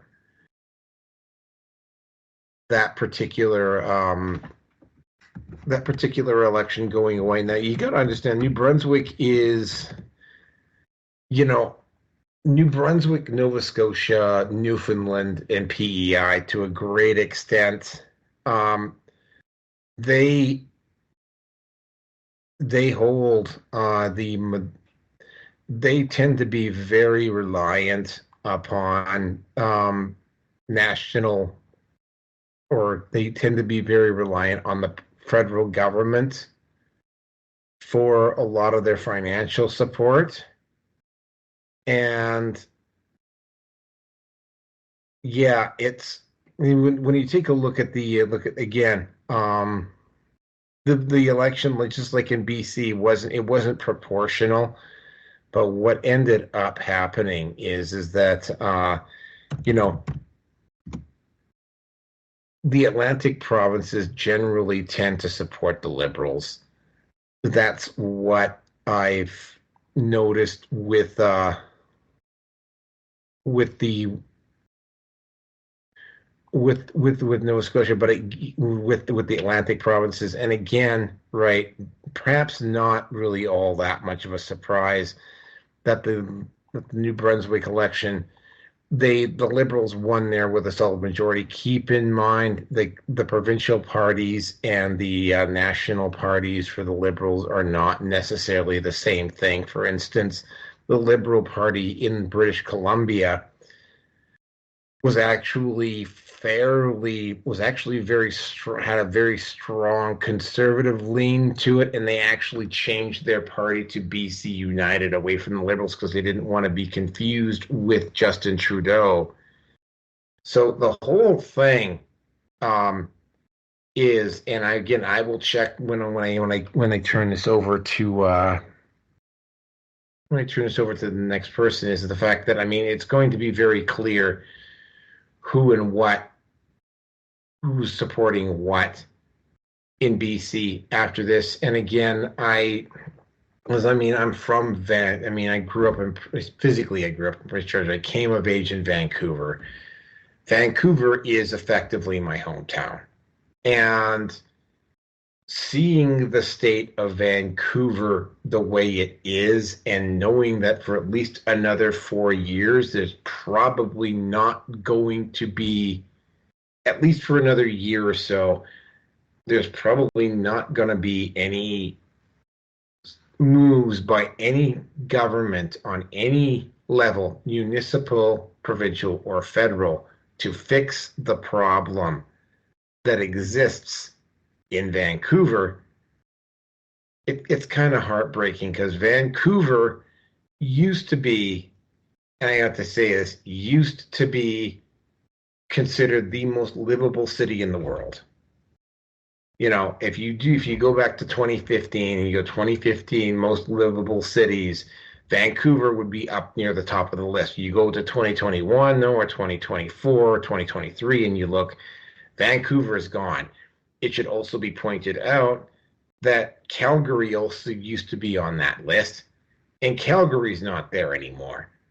And I find it very, very strange that lately Edmonton has actually been listed ahead of Calgary as a more livable place, which I find very ironic because, if I have to compare, I will be straight up. I lived in both Calgary and Edmonton, and I think Calgary ended up being a much better fit for me personally.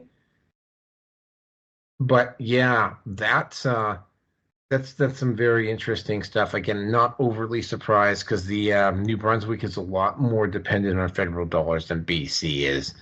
But yeah, the whole thing in BC, I think, came down to post-election and recounts and so on and so forth. And with that, I'm going to turn it over to Roger. I haven't really heard much about Vancouver lately. I remember back whenever I used to watch movies from up there, like the Continuum and things of that nature, and everything up there was beautiful. And it's like, just I'd say it'd be about within the last maybe 9 or 10 years, it's just everything about Vancouver has just vanished. You barely ever see it even on television, and it was a beautiful city. When it comes to your politicians and everything, it's just, corruption is everywhere. That's the thing about it. And it's messed up too because like whenever you brought up that one topic where the conservatives were doing their convention, I noticed that in a lot of the articles they had like family services there that was handing out pamphlets and shit, and that's when I made that comment. Why would they be there? You know, because I was kind of being a smartass. I knew why they were being there is because they were using frickin' that as a way of frickin' picking out who they could say was unfit parents because of what they seen at that convention. And I'm kind of picking up that kind of stuff goes on up there. You know what I mean? It's like they're literally it's an open playground for freaking these political parties to attack one another, and it's really weird because like it's Canada, you know. For me, like Canada was the land of Care Bears and freaking Twinkies, you know what I mean? So it's just kind of strange hearing that you guys are actually having corruption in your government and like Yeah. Yeah, know. I just did the final check. No, the NDP did secure a very razor thin majority. So yeah, they did. You could get one more seat. They took one more seat away from the Conservatives and gave it to the NDP on the recount. So yeah, the NDP did secure a very razor thin majority in BC. So it's not going to be a minority government. Continue, Roger. Yeah, I mean that's pretty much one of the things that got me curious about a lot of that, and I noticed there's a lot of Canadian government is getting really aggressive. I mean, compared to what they're usually like, you know, just from being on here and listening to the topics and checking it out on the internet, it's really made me more aware of what's going on up there. And it makes me feel better, believe it or not, because like freaking at least now I can retaliate against Mark when he talks about how great freaking his country is and how great freaking Canada is and the British Empire and how great it is. And I know that that's just a load of shit. You guys are just as messed up as we are. So with that, I'll pass. Mark, you're up. Mark, you're up. Yeah. Made me laugh. Your comments, Roger, about the Empire not being great. Well, yeah. It's funny, thinking about Vancouver. When I was a kid, it was quite a sort of I've never been, but I know it was quite a popular sort of tourist attraction for UK. And yeah, I remember seeing all those glossy magazines with all those wonderful pictures and the hello sort of magazines and so on.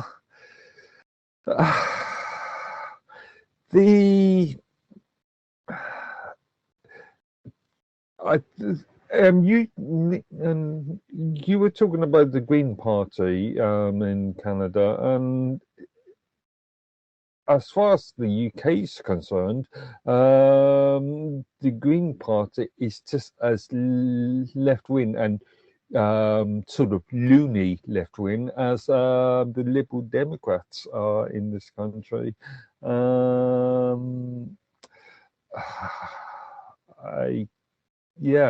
The Green Party is just, well, full of commies, really. I don't know what can I. Yeah, agreed. Roger just said Green Party is always socialist. And yeah, totally. I don't know. We need some proper conservative parties in the Western world, and hopefully this is just going to be as sort of blip in our history, and I know you've got the federal elections in November next year in Canada, so let's see what happens over the next couple of years, really. Oh God, Trudeau is effing toast. I mean, the conservatives here have basically, I mean, Trudeau's influence is so bad that even the NDP is starting to lose support, and that's probably part of the reason why Singh is finding himself in trouble. Singh is desperately trying to hang on to a seat for another 3 months. Again, when we do the end of the year show, I'm going to go on the record and just say this. You're going to see the NDP suddenly, now that once Singh has qualified for his pension, you're going to see Singh there's going to be a serious push for a non-confidence vote in the spring of 2025, because Singh no longer is in danger of losing his rather luxurious MP's pension after I think it's February of next year. But anyway, enough with that, because I know Rearson's been chomping at the bit for this one. So Rearson, yeah, let's have you do your take and take this thing out. Let's put this puppy to bed. Chomp, chomp, chomp, chomp, chomp. All right. What the hell is that about? All right. So in case you were saying, yeah, the NDP have won by a narrow margin. That was pretty much, that came down to speculation of mail-in votes.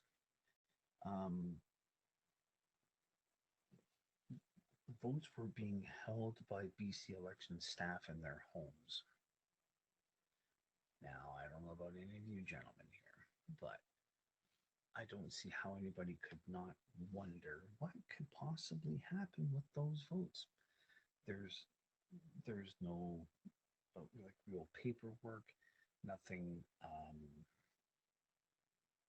I don't know if they kept track of how many were in each bag or badge that was brought to the homes, the personal homes of the BC election staff. Do we even know who they would vote for to begin with? So that to me reeks of absolute corruption, and it should make voters ask the question, if they have a glimmer of intelligence and if they have the ability to actually critically think past, well, the guy that I wanted to win won, so I don't care.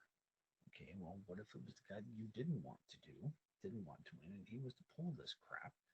Would that upset you? You can't have it both ways, at least not in an ideal world. So there's that. But the funny thing is, though, is that there's apparently a tradition in British Columbia that the Speaker of the Legislative Assembly, I believe it's after MLAs, that's what they're called, anyway, at the provincial level of government, Speaker of the House has to be from the opposition party. Well,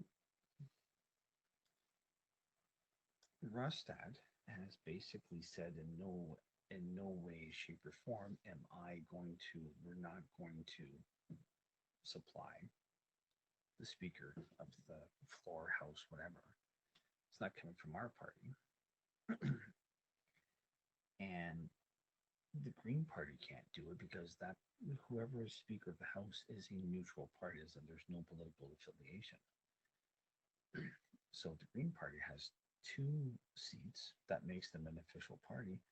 And if either seat and the leader did not win, the granola leader did not win her election,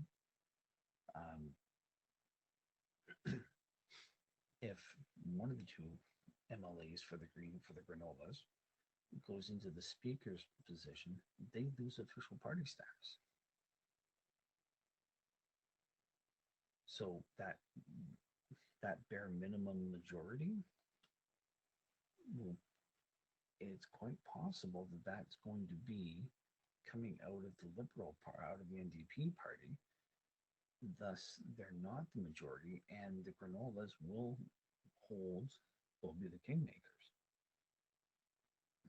So they may have cheated to win, but someone must have calculated the amount.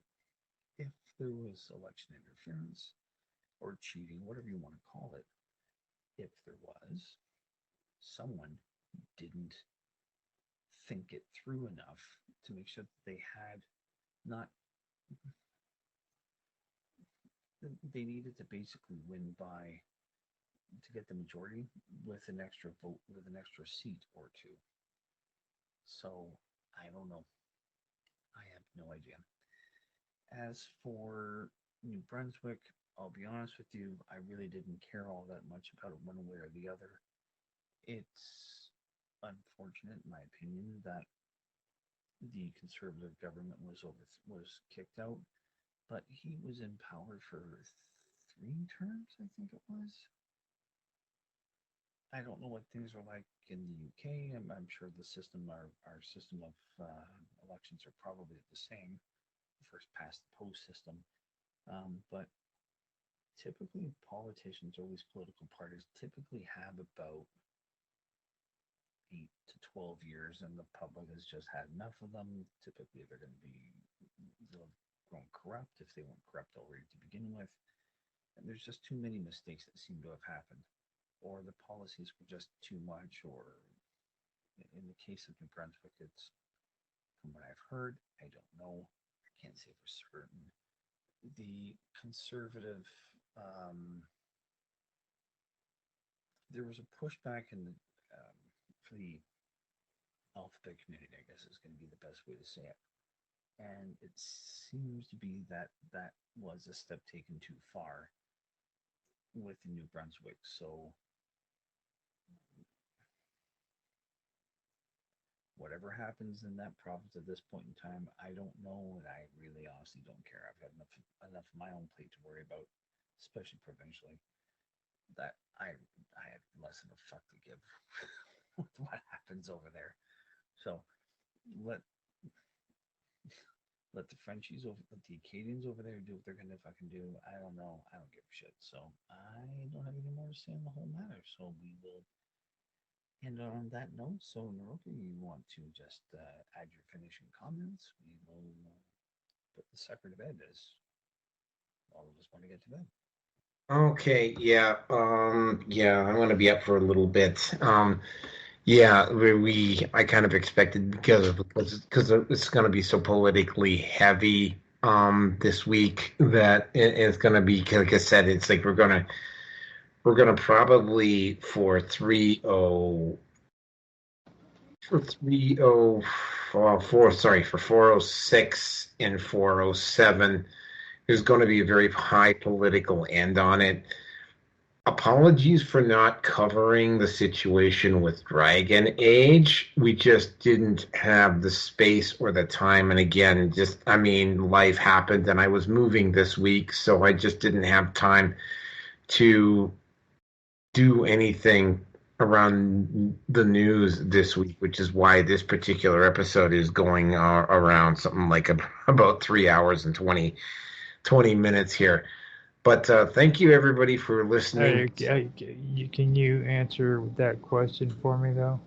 Which one? I'm trying to refresh my memory. Do you guys eat horse meat? No, I've never eaten horse meat. Okay, I just wanted to find out. What about you, Steve? Have you eaten horse meat? I have never eaten horse meat, but as I said, it apparently is a delicacy in Quebec. Quebec. Yeah, the Tabernac, the French, they kind of like their horse meat, and I don't know, and I have noticed. I thought you're talking about the Tabernac. The Tabernacles, but I'm going to have to throw poutine all over the place now, huh? Poutine horse meat. Yeah, there we go. That's a lovely thought. Thanks. Oh my God! Yeah, no, I've never had horse meat. Never had any desire to have horse meat. Anyway, that is it. I can tell you guys are a part of the colonies because just like England, you're blaming it on the Frenchies. Exactly. So the next show will be on the 14th.